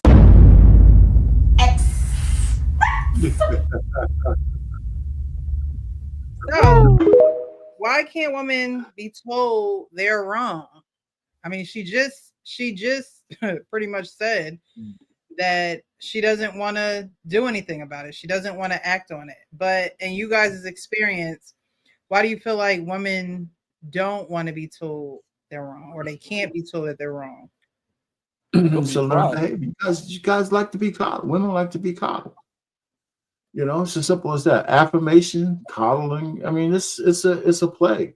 It's something that can be taken advantage of. It's exploited all the time. So what she just said is the thing is she admitted it, right? She just admitted how she felt. But a lot of women, I mean, listen, my wife is like that. Not like her, but when I tell her something that she knows I'm right, she doesn't like it. We don't go into like fits or arguments, but I could tell she doesn't like me correcting her, right? And then she has to fight from saying, "Well, what about what you did?" But we've been down that road. I said, when you have something to say, if I do something wrong, you tell me what I do wrong, but don't use this time to say that shit. Right now, we're talking about you. Right. So, but it's true. It's just one of those kind of things. But I mean, we're mature in our relationship, so she fights it, and we know those situations, so we never argue about it. But I could tell. So, it's a woman thing. My thing is that I can't stand it, and a lot of women do this. They'll do some slick shit. No, you want to keep it real? Let's keep it real then. They want to keep it real when it comes to you, but they don't want to keep it real when it comes to them. You know what I'm saying? And you said earlier they just like being coddled. Earlier they were like, just be honest, just be real. They love to throw the man card. They love to play the man card. Be a man, just be a man and be honest. Bitch, you ain't ready for me to be honest. You don't want that work. You ain't built for it. You ain't built to hear no honesty. Because if I start talking to you the way you talking to me right now, because like, come on, man, you slowing up on me. You don't want to do that. I'm gonna dish it right back out the way you delivered it to me, and then you ain't gonna like it. And this is what I notice about a lot of people, especially women. You start saying some real shit to them, I guarantee you they don't want to have that conversation no more. They don't want to finish it. They're either gonna walk away. Fake cry. Right, fake cry, and you guys know what I mean when I say fake cry. Start playing the victim. You know what I mean? They ain't wrong about nothing. You know what I'm saying? Why are you talking to me like this? If this how you feel, whoa, come on, man, stop. Oh, man. What you going for, the Academy Award? Because you a hell of an actress right now. That is hilarious. I think you have. See, the thing is, she did tell the truth, but the problem is, you acknowledge the truth, but you don't want to do nothing about it. Right. Issue, right. And you're not trying to resolve it. You're right. trying to fester in it, and you expect us to embrace your insanity. And when we're not willing to embrace your insanity, you try and flip it and manipulate it to where you try and make us seem like we're insane for pointing out the fact that exactly you're wrong and you just don't want to hear it. That's spoiledness, that's selfishness, and that's things that make us have to coddle you. To Lamont's point, the reason you don't want the truth, you can't handle the truth, as whatchamacallit said, Jack Nicholson said in that movie. But the point is, a lot of people say they want what they can't handle. You want $1 million, can't handle $1 million. You want a six-figure man, can't handle a six-figure man. Or you want you get the girl to say, who got her stuff together. You can't handle a woman who got this stuff together. Or you get the girl to say, well, at least I admitted I was wrong. You know what I'm saying? You get those too. And they feel like that admission is not resolution. Admission is the first step to resolution. We're not trying to get admission. We're trying to get resolution. And when you embrace and understand that, we might get some places. But because men are fixers. Men are fixers. We're not trying to tongue wrestle. We're not trying to go Listen, back and forth and all like that, man. We just fixers, you know what I mean? listen, fellas, listen. Every woman y'all meet might have a trait of every woman you done already met, right? Every woman you meet going forward, you might have already experienced that in a woman you've already dated. And if you choose to carry on a relationship with her, you get what you get. Once you see it, don't even attach yourself to it. Just chalk it up as a loss and move on. Really. You don't want to waste a lot of time today. If you take her out to eat and she on her phone, it's your fault. She Man, told you who she was in that first conversation. She let you know if she wanted to have sex with you when she looked at you from your toes to your head and your heads to your toes. She knew then. So you just got to be more intentional. However, a lot of this is a reason that we have these bad communications. She's a middle-aged woman. She started out trying to put it on the women, but she couldn't even take the accountability, so she switched it real quick. Why men just get upset? Because you got to understand, they will never understand a man, but they always trying to critique you. she asked a Because they question don't, and but didn't she want to didn't hear even that. answer the question. She was started there. She said, but why men just get mad over something that's just because I want to do what I want to do? She's telling you what she want to do when you meet her. A lot of women Ask the tell question y'all who and they are. answering it. Why do men? But Yeah, you're right. You're right. I'll decide over dinner if we get that far and she's combative on everything that I ask and why is this and why is that.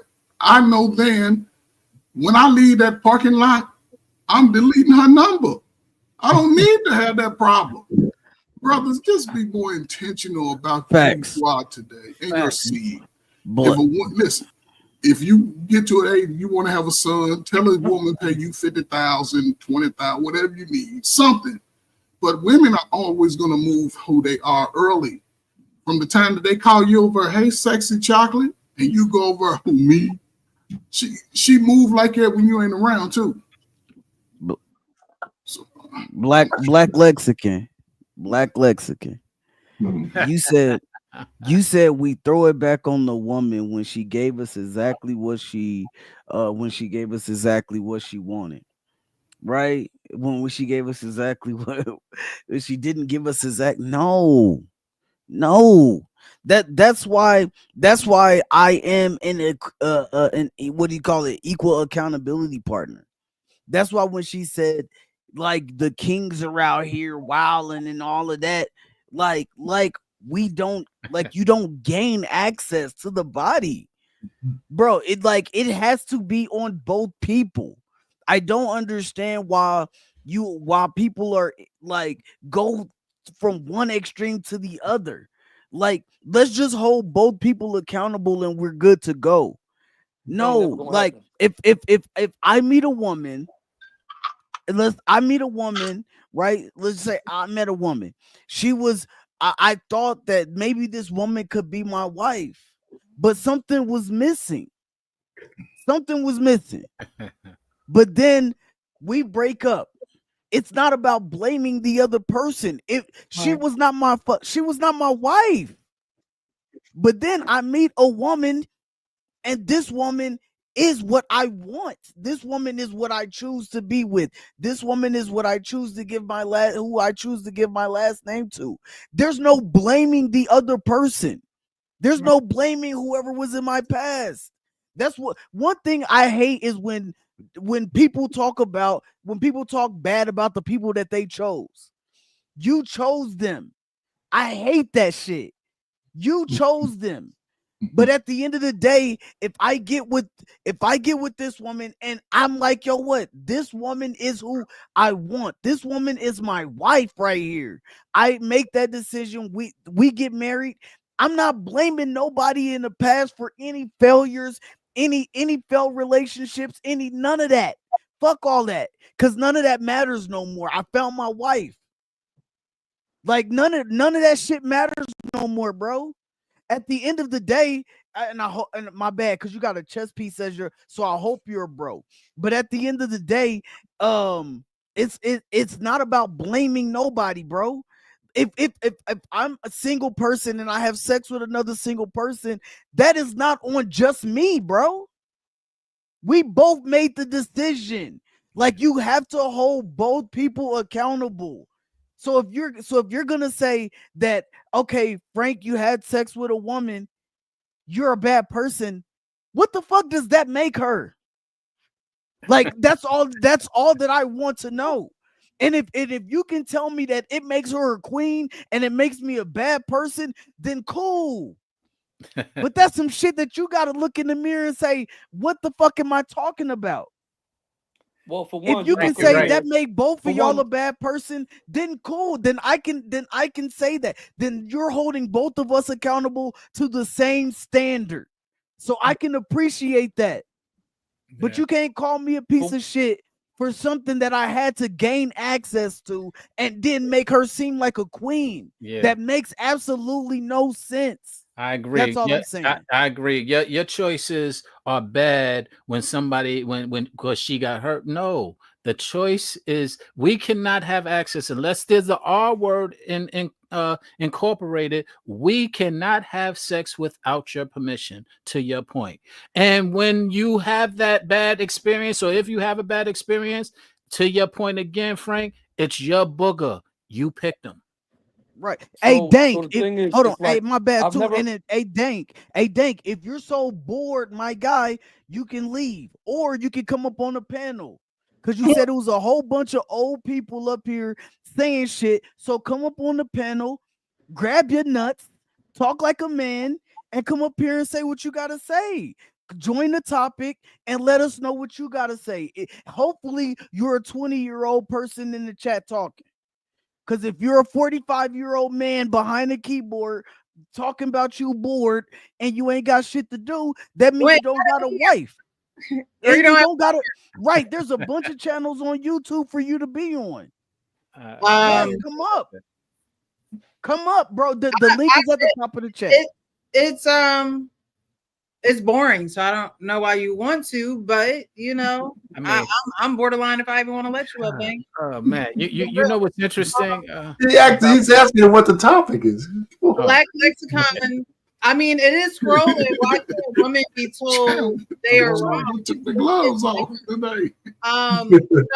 Stop looking at the chat, boy. Shit. A woman feeds off of and falls in love with our intentions for her. Her expectation is all of our intentions lead to marriage. So what I'll say to that is, no, that's not true. there are intentions, and then there are people who do what they say they're going to do. Right? There is, oh, I have intentions on marrying you. I have intentions on, you know, this, and that. But then there are people who are going to do what they say that they're going to do. Intentions are good. Intentions, you know, lead you down the right path. But they also say that the road of intentions, you know, the path of intentions are, you know, they're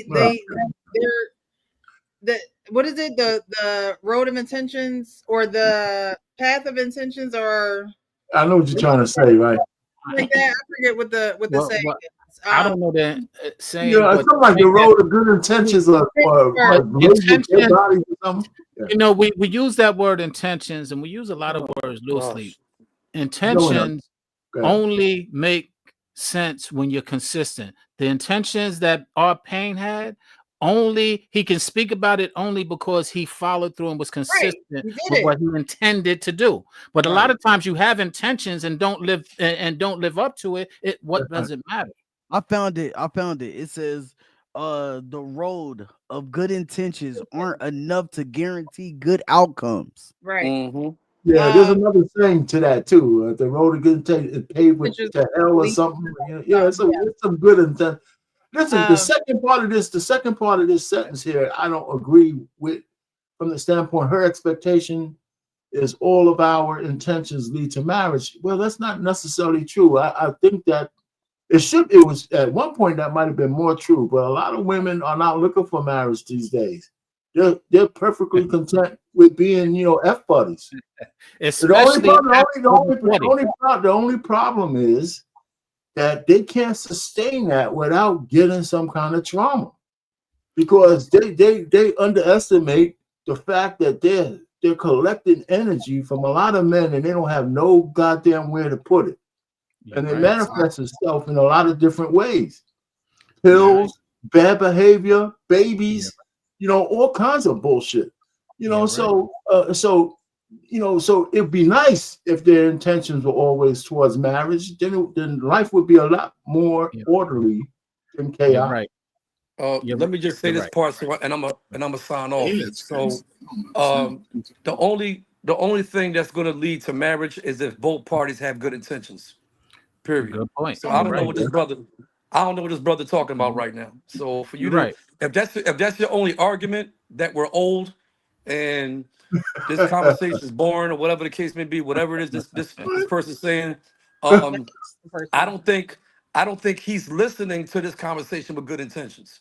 It seems like this person is listening. There's two different people. It's two different people. That was different comments. Well, whoever it is, that's serious. Whoever it is, I'm just gonna say this.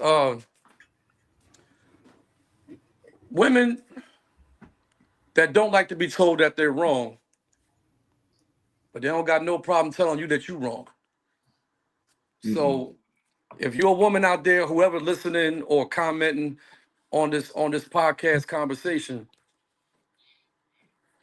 if both of y'all don't have good intentions, it's not going to go far, period. And it's definitely not going to lead to marriage. Because like you said earlier, like if I got good intentions and it don't work out, that's only because she didn't have good intentions. But he came into the situation with good intentions, you feel me? But she didn't. So he was real about it, but she wasn't real about it. And some women, to be honest with you, they may stick, hang along with this guy just to see how much she can get from him. You know what I mean? And if that's her intentions, more than likely that situation ain't gonna work out. Well, hey, hold on, hey, Sean, hold on, one more time, Coach Berg, you're right, man. I chose fucking violence tonight. Hey, late, my bad. I ain't mad at you, Frank. Hey, bro, because listen, this is also. We have great conversations on Miss Precious Show. I love it over here, but this is also about being real, and this is also entertainment. Lady D, I'm calling your ass out. You said after the way you Negroes treated Kamala Harris, do you know that black men voted? Do you know that black men voted for Kamala Harris at a 80+% clip, ma'am? Do you know that? So what are you talking? Black women voted for Kamala Harris at a 92% clip. Black men did it at a 80-something% clip, ma'am. So what are you talking about? Yeah, despite her having Meg Thee Stallion twerking in an inappropriate place and manner. Despite that, we voted. Hold up, no. Hold up, but I'm gonna keep it real. Not even that. I just want to say, listen. Kamala Harris had a great opportunity, but she also was put up against the wall because there was no primary, right? And black men still voted for her, right? There was no primary for her to go against other people. That's number one. Number two, she was thrusted into the position. That's number two. Number three, every single interview, she said the exact same things. Even when they told her to come from the heart, you can recite before she said what she was going to say. That's where Kamala Harris fucked up. Don't come over here talking about my bad. Don't come over here talking about black men didn't vote for Kamala Harris because we voted for her at an extremely high clip. Well, get your facts straight before you come over here talking. Let me just say this real quick. I had the intention to get off at 8:00. And I don't want the intention of getting hit up in the crossfire of Frank's fire. So I'm going to leave now. My bad. You know what? My bad. I'm done. No. I'm just going to, continue on with Frank. Could you show this comment, the black community is past sex? What? It's you got to go back a little bit. It's at the 23:38 mark. Yeah, Lady D again. Salute to Lady D, man. At least You got to This go up. shit says, I'll read it. When we put it in the back chat, Yeah, you can go up. Okay. PD? it just said the black Yes, hold up. community Was is that before or past- after the lady come out? The Kamala? after. It's before. It's about 5 or 6 chats before. This one? Yes. This. The black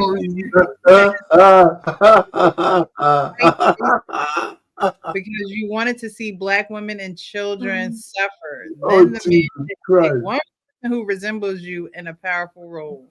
You see that right there? I would hope you're not black.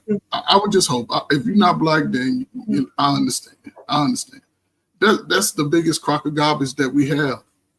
The children are under the authority of women. By default, the laws are given the children to African American mothers. And by default, over the last 30 years, the African American male and females' literary skills have gone to the bottom. It was single mothers back in the 60s, 70s, and 80s. All those kids, for the most part, everybody was out here being productive. Few fell through the cracks. Now, most of the kids today are overweight, 6th grade, weighing 230 pounds, eat bad food because nobody's cooking for the babies. They got low self-esteem. Everybody's talking about the hurt and pain. And it ain't got nothing to do with daddy. Because mama know daddy, if she say he was so bad, she already knew what he was like when she met him. And daddy, by default, he's not going to fight with the mom. He want to be with his kids. But they won't even let the kid go over and hang out because they don't like the way, now that they broke up, he moved on or he broke her heart. When we see it, based off of this last video, a lot of black people we having sex at 14, 15, 16 on both sides. So everybody's sexed out by the time they get to 30. Now you got women think that they can just, well, I ain't gonna say women. Now we got young people coming out of the house from mama talking about they want to live an alternative lifestyle. Not even wanting to go to college, not wanting to join the military, not wanting to take advantage of the systems that are put in place by society. Getting the trades. Young brothers are not even having the motivation. Young women are just using their body, what they seen from mama and auntie and cousin, walk around the house with, go to the club with. This is where we are. In order for this to change right here, it's going to have to be the black women holding black women accountable. And on top of that, I can tell you where one is right here. I'm a single. Well, what was I listen? I've been raising my daughter by myself. I've been raising my daughter by myself since she was 3 years old, Lady D. I don't know if you are a troll or not, but at the end of the day, my daughter is 16 years old right now. So that lets you know how long I've been raising my daughter by my goddamn self. So where are the fathers? Right here. Any more questions? Yeah, I mean, you know what? I'm fighting from not getting into the political discussion. I'm on cloud 9 right now. What's going on in the government? I swear, I'm the happiest I've been in a very long time about the government, man. I really am. It's fantastic. I think keep it up. But that's all I'm gonna say about that. But that's none of your business. I would never. My bad. I will never dog or diss or talk about my daughter mom on camera. That is what I will not do. But just know that I have my daughter. She is here. She is asleep, getting ready to go to school tomorrow. I just want you to know that. But at the end of the day, just know that my daughter's in a great situation. You don't think she woke up on one of them F-bombs you dropped? You don't think she probably? Hey, listen. She probably did. She probably did. She don't like bad language, so she probably did like that. Hey, I don't like that shit. But hey, and Dank, we understand that you can't come up, or you can't show your face, but you know, but Frank, that's serious what you said though, brother. Enough people. Of course, that's your own personal story. But, it dispels a lot of shit that we hear on these things that men don't take care of their kids. I think there's more men that come on these panels and don't say, listen, I got full custody. I hear just a few. But sometimes I think when we hear shit like that in the chat, more of those guys need to say, hey, listen, I got my kids with me. Men take care of their kids. They're dealing with evil, wicked women who make it hard for them to take care of their kids, who don't want to take accountability, who Talk don't that want to talk. tell the truth, who just want to bash a man every second that they get, not realizing that this man is helping you more than most men probably do out in these streets. But they don't recognize what they have in their face because it's not exactly what they want. It's not when they want. It's not how they want. And they're very ignorant to the fact that you do have to have some relational intelligence. Just because you have a baby with a man don't make you an expert in what it means to have a relationship with him, even past not being with him, because there's no guarantee it's going to work out. So if you're not going to be with him, and if y'all not going to be in the same house, at least be able to be cordial with one another. And women can't be cordial because they can't check their mouth. They can't check their attitude. They can't check their ego. You know, Beyonce says she got a big ego. There's a lot of women out here like that got a big ego. And they can't be checked by nobody. Mm-hmm. That's the Black woman's problem. She can't be checked. You can't tell her the truth because she's not ready to hear the truth. And when you do tell her the truth, she blow up, or she run away, or she want to insult you, or she want to disrespect you. And you know who do that? Children. Right. hey, Dank. Yes, only 10% of fathers get custody, but let me tell you this: a lot of that. If you ever heard the lead attorney too, shout out to him. If you ever heard the lead attorney, a lot of men don't have the money to fight for their children either. That is the thing. So if you cannot fight for your children in court with a lawyer, then it's going to be very hard for you to get your kid full time, full custody, all of that. But if you know the law, if you know the fucking law, which I did, I was in the courthouse every single day, bro, for like 30 days, talking to the people downstairs, the people that help you file your paperwork, because I knew what was behind what I needed, like the reasons why I needed to get my daughter. Right? Because I knew how I was raised and I didn't want that to be the situation. But at the end of the day, if you go down there and you just talk to the people downstairs at the courthouse, they will tell you what you need to know. They will tell you what documents you need to file. They will tell you how much it costs to file those documents. They will tell you all of that. If you don't have a lawyer, if you have a lawyer, it's going to cost you. Now, there's a great chance that you're going to get your child. There's a great chance that you're at least going to get partial custody if you have a lawyer. But if you don't have a lawyer, you have to go down there. You have to do your due diligence. Go online, find out the laws in your city, find out the laws in your state. And if you do so, bro, you will be successful in court, because that judge will see that you're actually trying and you're a father that wants to be there for your child. When I went, they looked at pictures of my daughter with me and they said, yo, this guy, his daughter is extremely happy when she's with him. And I did not take pictures just from those days. I just took pictures from every day that we was together, all kind of days that we was together. And they seen how she looked when she was with me. And the judge said, yo, she's better fit with her father. It's simple, bro. But a lot of people give up because they don't understand that they think, number one, that it costs a lot of money, which it does. And then number two, they feel like if they're doing it on their own, they're fighting an uphill battle, which it is.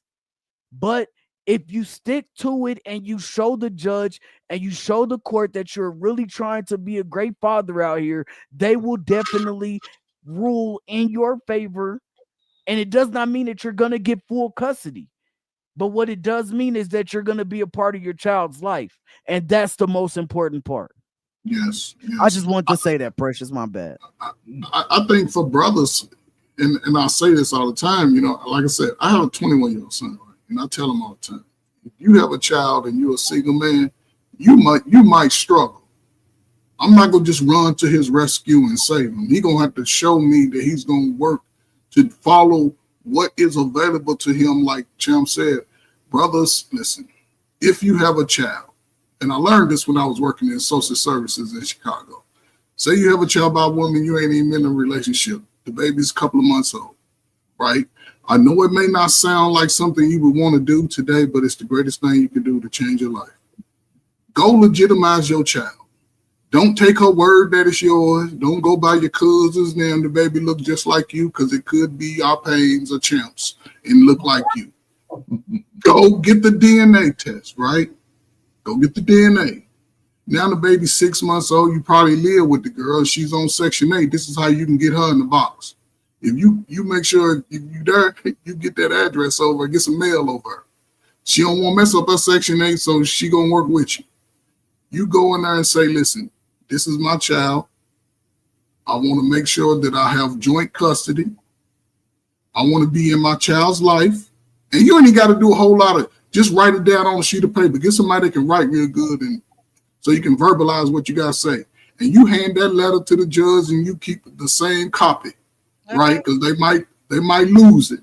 Just make sure you give it to him. He gonna read it, and then he gonna start asking questions. You just telling you it's all about you and your baby. You want to be able to support your baby. You want to file joint taxes on your baby, because that's why women are nervous, because those laws get ready to change a little bit. You want to be able to pick your baby up from school, drop them off at school, whatever. Yeah. So as you get older, but when you go in court, you under that income bracket. And then when you 38, 35, the baby start turning 18, 19, all that money start coming back into your pocket. All that money, your child will be smarter than the rest of the kids. Your daughter won't be wearing those little tutus and 304 outfits and stuff. She won't be no, but what you have to do is be consistent with the child. Forget the mother. You speak to her, be respectful. She can have a new boyfriend, but you talk to the boyfriend, hey, this is my seed over here. Don't touch her. This is me right here. But that's just being a man to man. I ain't saying you got to go in being stupid. If y'all might smoke weed together and make sure he got some, and just talk to him about the real, because you have to. You can't assume, because women will put children in a bad situation. If they getting some ding-a-ling from a guy, they don't care if he's a creep or not. They're going to bring him in. But for men, if you get ahead of that and make sure that you are active and you showing up just because the kid needs you to show up, as that child comes aware, the child gonna realize who's the bad parent, and they're gonna make a decision.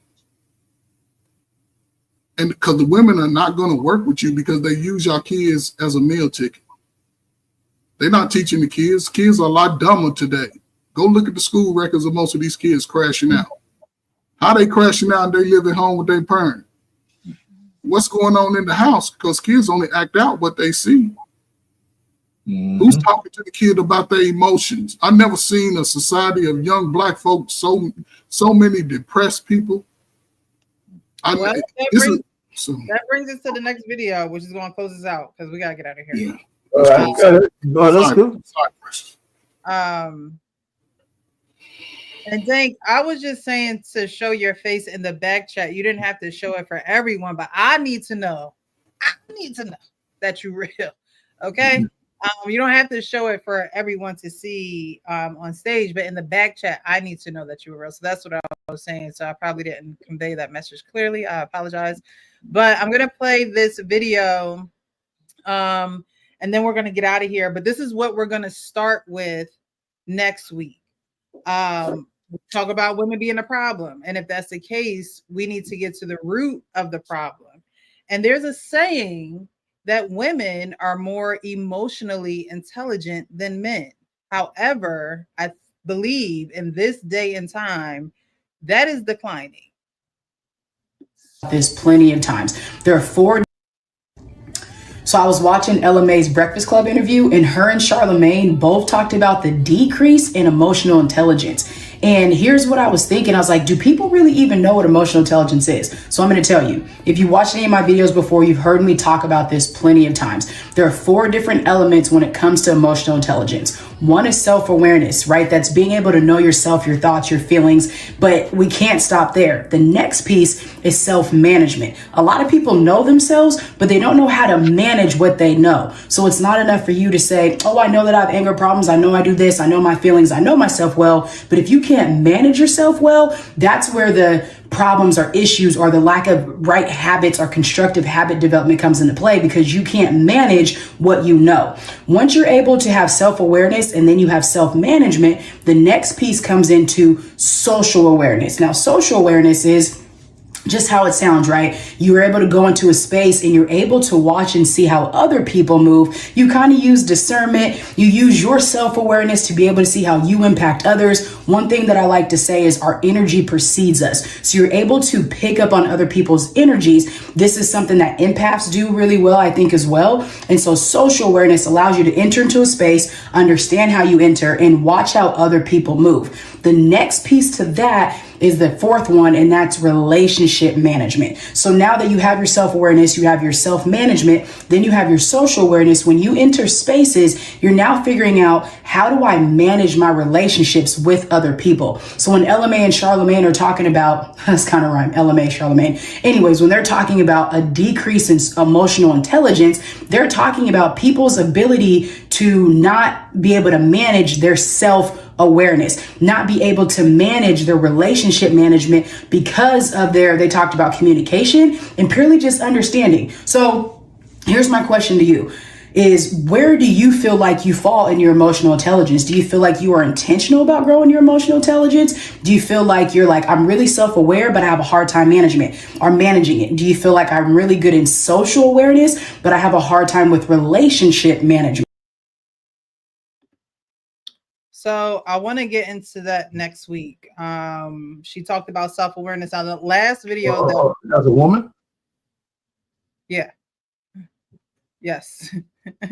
I was thinking, we got. First thing, I was so confused. I just like, yo, is this a man or a woman talking? I'm my bad. I was right with our. I was scared to ask, like, oh shit, what is that? But I can see the mannerism shit. Okay. Yeah, I just thought it was a dude who had a hint of men, but that's a full-fledged. So that's a bulldog. Maybe. So what? It's a what? I think. Hey, Dank, my wife is fine. Mind your business. Her sexual orientation is not important to me.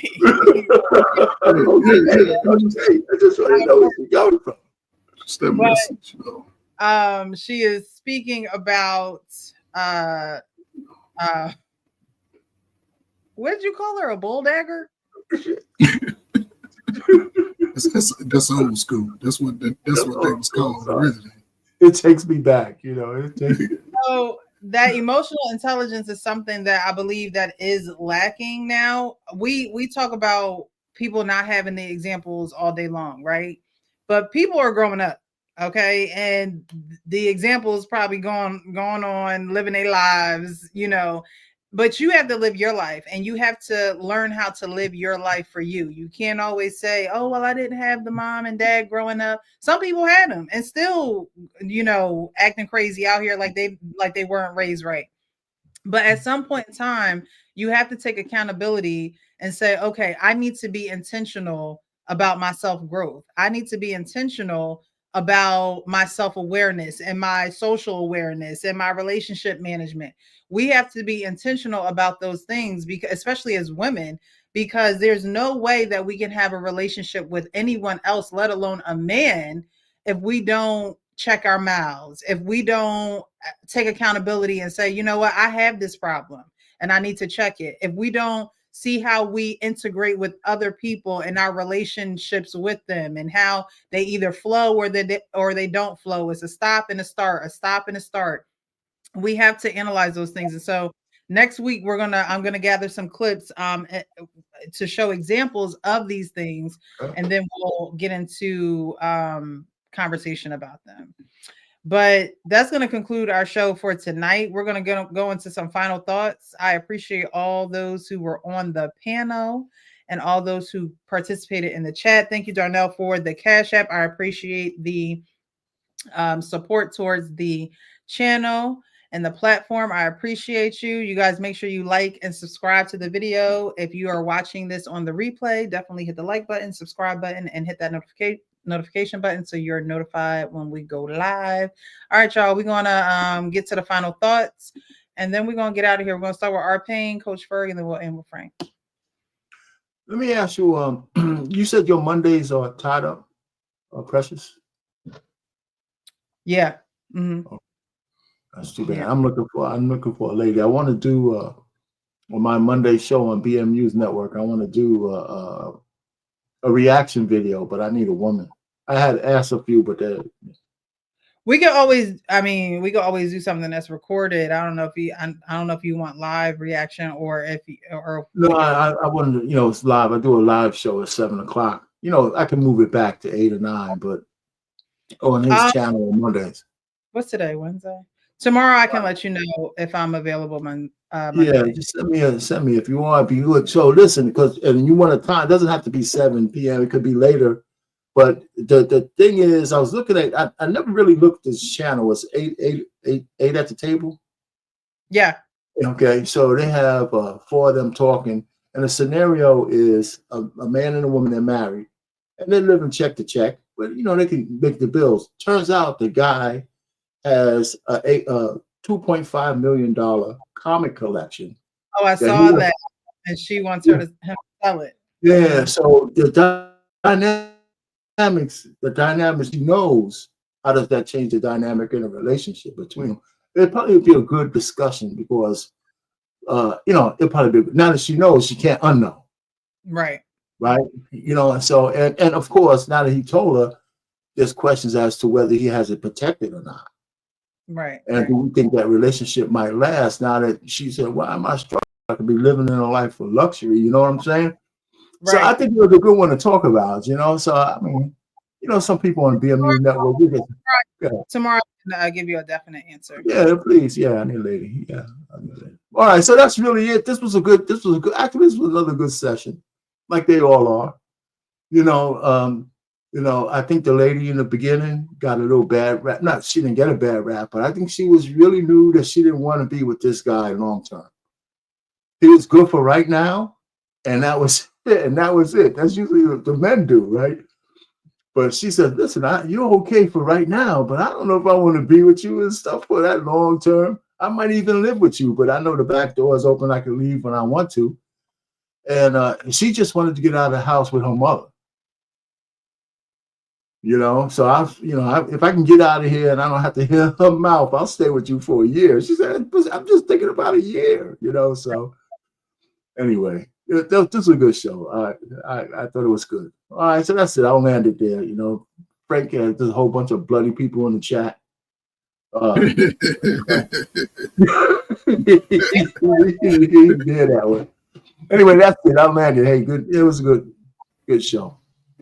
Go ahead. Thank you so much, Coach Ferg. Thank you so much for being here, R-Pain. I appreciate you. Coach Ferg.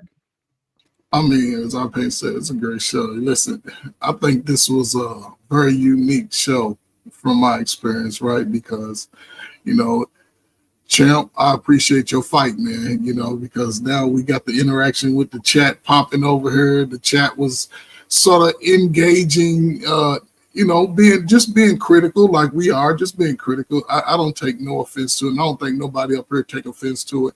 Just understand that we try to look at things from a logical perspective, even if we're wrong in certain situations. But, you know, it's all good. It's good. Hopefully y'all learn something too in the chat. That's what I think about. Hopefully people can watch Precious show and learn something on how to move different, get different results from what everybody's been saying that's out there.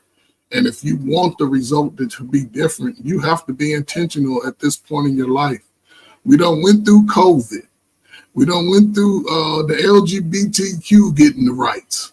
Everybody getting the rights. We done been through two wars in 4 years. Now we got a president who in a sense ain't nothing but some old trail. I mean, I don't want to talk bad about the president, but he's going in. He's going in and sort of mining through the bureaucracy that's kept us really poor for a long time. They got trillions of dollars going to other funds that have nothing to do with the growth of America. One country is getting $100 million for Sesame Street. Make it make sense to me. They study, and listen, we need studies of animals and all of this scientific, yes. But however, and I always bring it back to the parents. How many of y'all slow ass parents go get y'all kids to start learning all this stuff so they can have a different future than us? How many people are willing to sacrifice with their teenagers and say, be different than me? You know, how many people go still make excuses on why they ain't putting in the work 20 years from now, 10 years from now? We can't afford to do that at this point in our life, whether you win a band or single. Yeah. Because when it all hit the fan and everybody say you got a fiend, you better hope you got a man that could I guess build you a hut. Or you got some strong women out there that can build y'all a hut together. But one thing y'all got to take into account, all of y'all will get horny. And if Champ come through with his muscle shining, he might get lucky a few times than none. But, you know, listen, it's a good show. I think, again, these conversations they need it. However, it needs to continue to be an open-minded intake of the information. We've all have certain views and experiences, and whatever you experience, it's my last thing. Whatever you experience between now and age 35 and 40, you have to want different experiences going forward. But you have to be realistic about what work you're putting in. Nobody is obligated to save you from anything. You save yourself and grab on to somebody else who's saving themselves. You can't keep complaining, man. The world is moving. I appreciate all the brothers and sisters that start looking at life in reality and moving accordingly, man. We need to work together. So, hey, if things get a little shaky right now, yeah, all you lazy ninjas, I would be nervous too. Because the day of the free handouts, the feminists, the democratic welfare way, all of that day is over. So put y'all slow kids to work around the house. Make them clean up your smelly house. Teach them some life skills. Talk to them about their emotions. Talk to them about how you got them, showing them how to twerk in the living room. Let them know all that shit's bad behavior. So, well, listen, let them talk to their father. Even though he just, y'all just asked, let them talk to him. Let them figure out who he is for themselves. Because a lot of the trauma people speak about, they never identify when it's the mama. They'll just say, I had trauma at home. Who you live with is the question who did you live with? So I'm done, Precious. Great show, Snoop. I wish we can clone you, get 1,000 of you, and get you married by the end of the year. But that's probably I good. forgot to mention, I also want to do a live event when it gets nice. I already have a venue.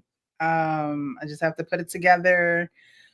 So, you know, even if you can't come, we'll still be like live. I might have something where you can call in because I have a second number. I never really use it, and I wanted to use it for this platform. I did it a couple of times, but it's an older phone too, so I might have to get a different phone too, because that phone is so old. Like you press one thing, it does something else. So that's why another reason why I haven't used it. But so if you're not able to be there, at least you can call into the live event or whatever. But I do want to do a live event soon to those who are in Philly, New Jersey. Jersey. Oh, I'm Jersey. Okay. Mm-hmm. I'm there. So definitely keep that in mind. Okay. All right. I'm sorry, Frank. Thank you so much, Coach Ferg. I appreciate you. Thank you for being on the panel this evening, and thank you for your final words, Frank. Shout out. I'm there, Jersey. I've been once, so I gotta come back for sure. Hey man, for real. Shout out to everybody, man, today. You know what I'm saying? I like talking shit. You know what I'm saying? So, the like working, like talking shit to the chat a little bit today was hella funny, fun, and just bring bring a little bit of a different type of excitement to the show. Miss Precious, she kills it over here with the topics every Wednesday. We never know, what what's gonna be the clips. Like, we don't know any of that. We come up here, it's all love, it's all impromptu. I mean, she knows because she has the layout, of course, but we don't know. So, what you're getting from the panel is just our raw, real feelings and emotions, the logic, the thinking, that you get a chance to look inside of our minds, our brains, and see how we all think. And we don't all think the same on all things over here. Like, we are not a monolith. We are brothers from all different walks of life, different ages, different age groups, different generations, all of that.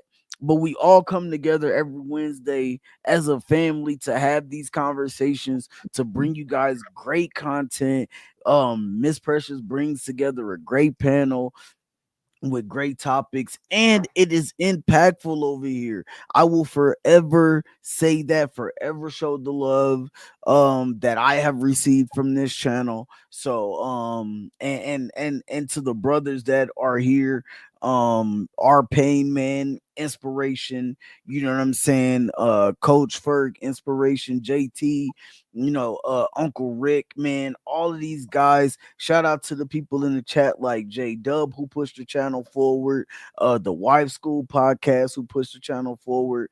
I don't want to miss nobody. I just seen who I see right now. And then but Dank, shout out you, bro, for bringing some fun and excitement to the panel, man. I seen that you said I was a good dude. I appreciate that. It's all fun and games, man. We just like to have fun.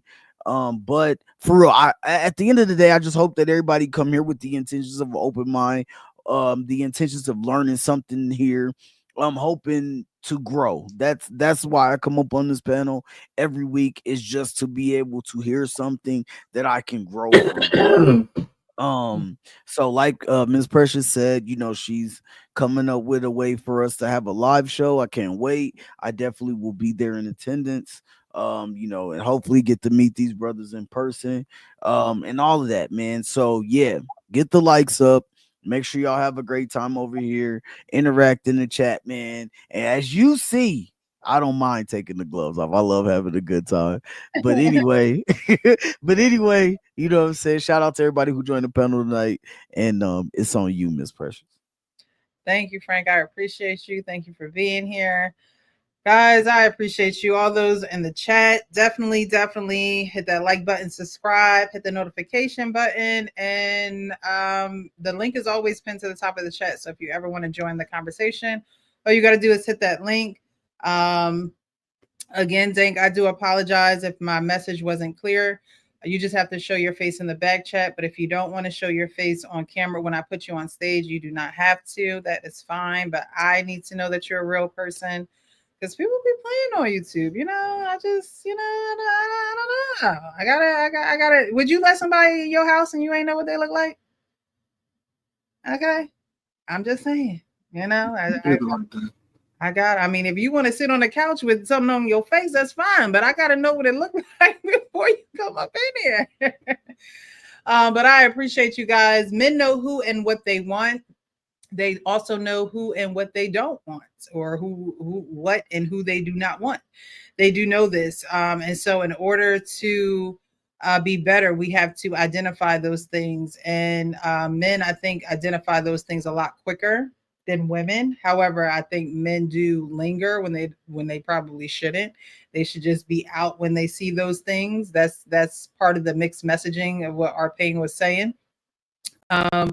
And women, you can't play the blame game. When you open your legs, you can't say, oh, well, he shouldn't have did that. And he did this. And, he's wicked and he's evil. No, you have to take equal accountability in the part that you played, because he didn't force you to do those things, which means you willingly did those things and you accepted the fate of an adult when you lay down and you do those things.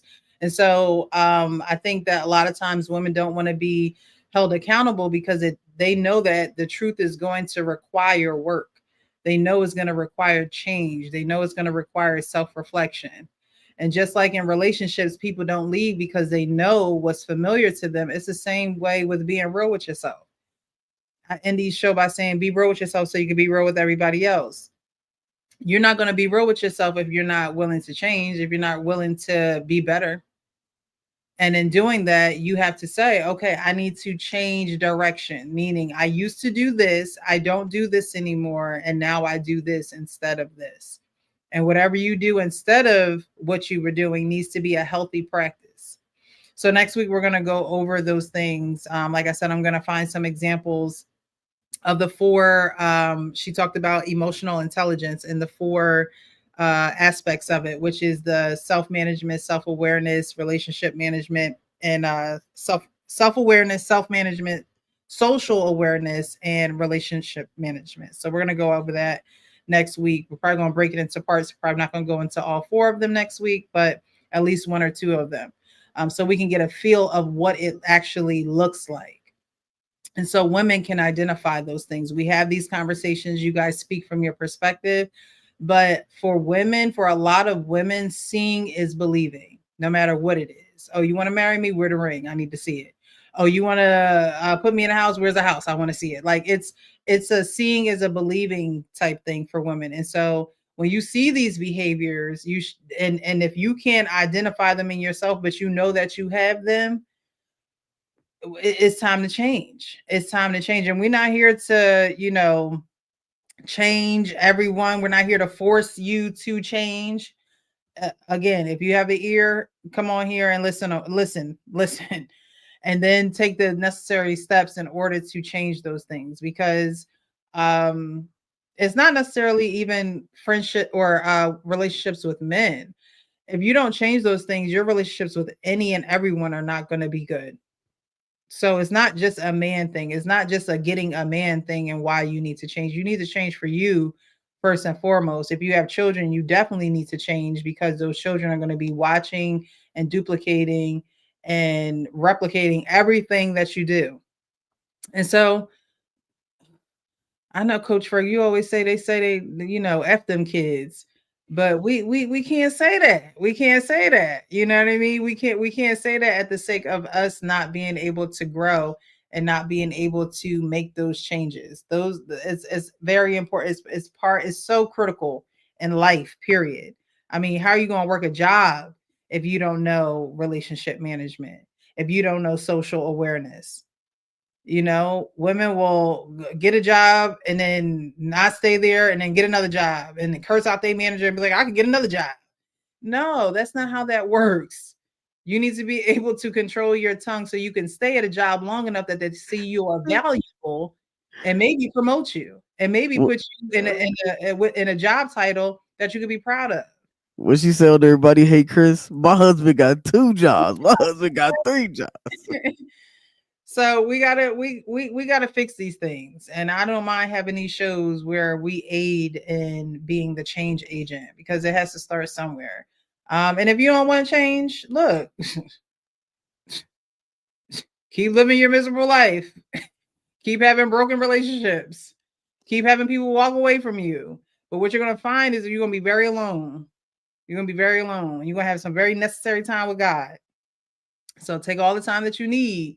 But at the same time, make some changes, because it's only going to be beneficial to you and those around you. You're going to be way more pleasant to be around. But we'll talk about that next show. Again, guys, thank you. It's always a hot conversation with you guys, honest, open, and transparent. I appreciate your perspectives and how you think and how you think logically on these subjects. Even, there's sometimes I go into it with a certain mindset and a certain way that I want to go, but you guys see certain things that I don't see and you call them out. So I appreciate that. But we're going to be back next Wednesday. And y'all know how I end my shows. Be real with yourself so you can be real with everybody else. Y'all have a great night and happy Thursday. Go Eagles! She's been waiting for that. Go Eagles. Damn shame. Have a good night. you.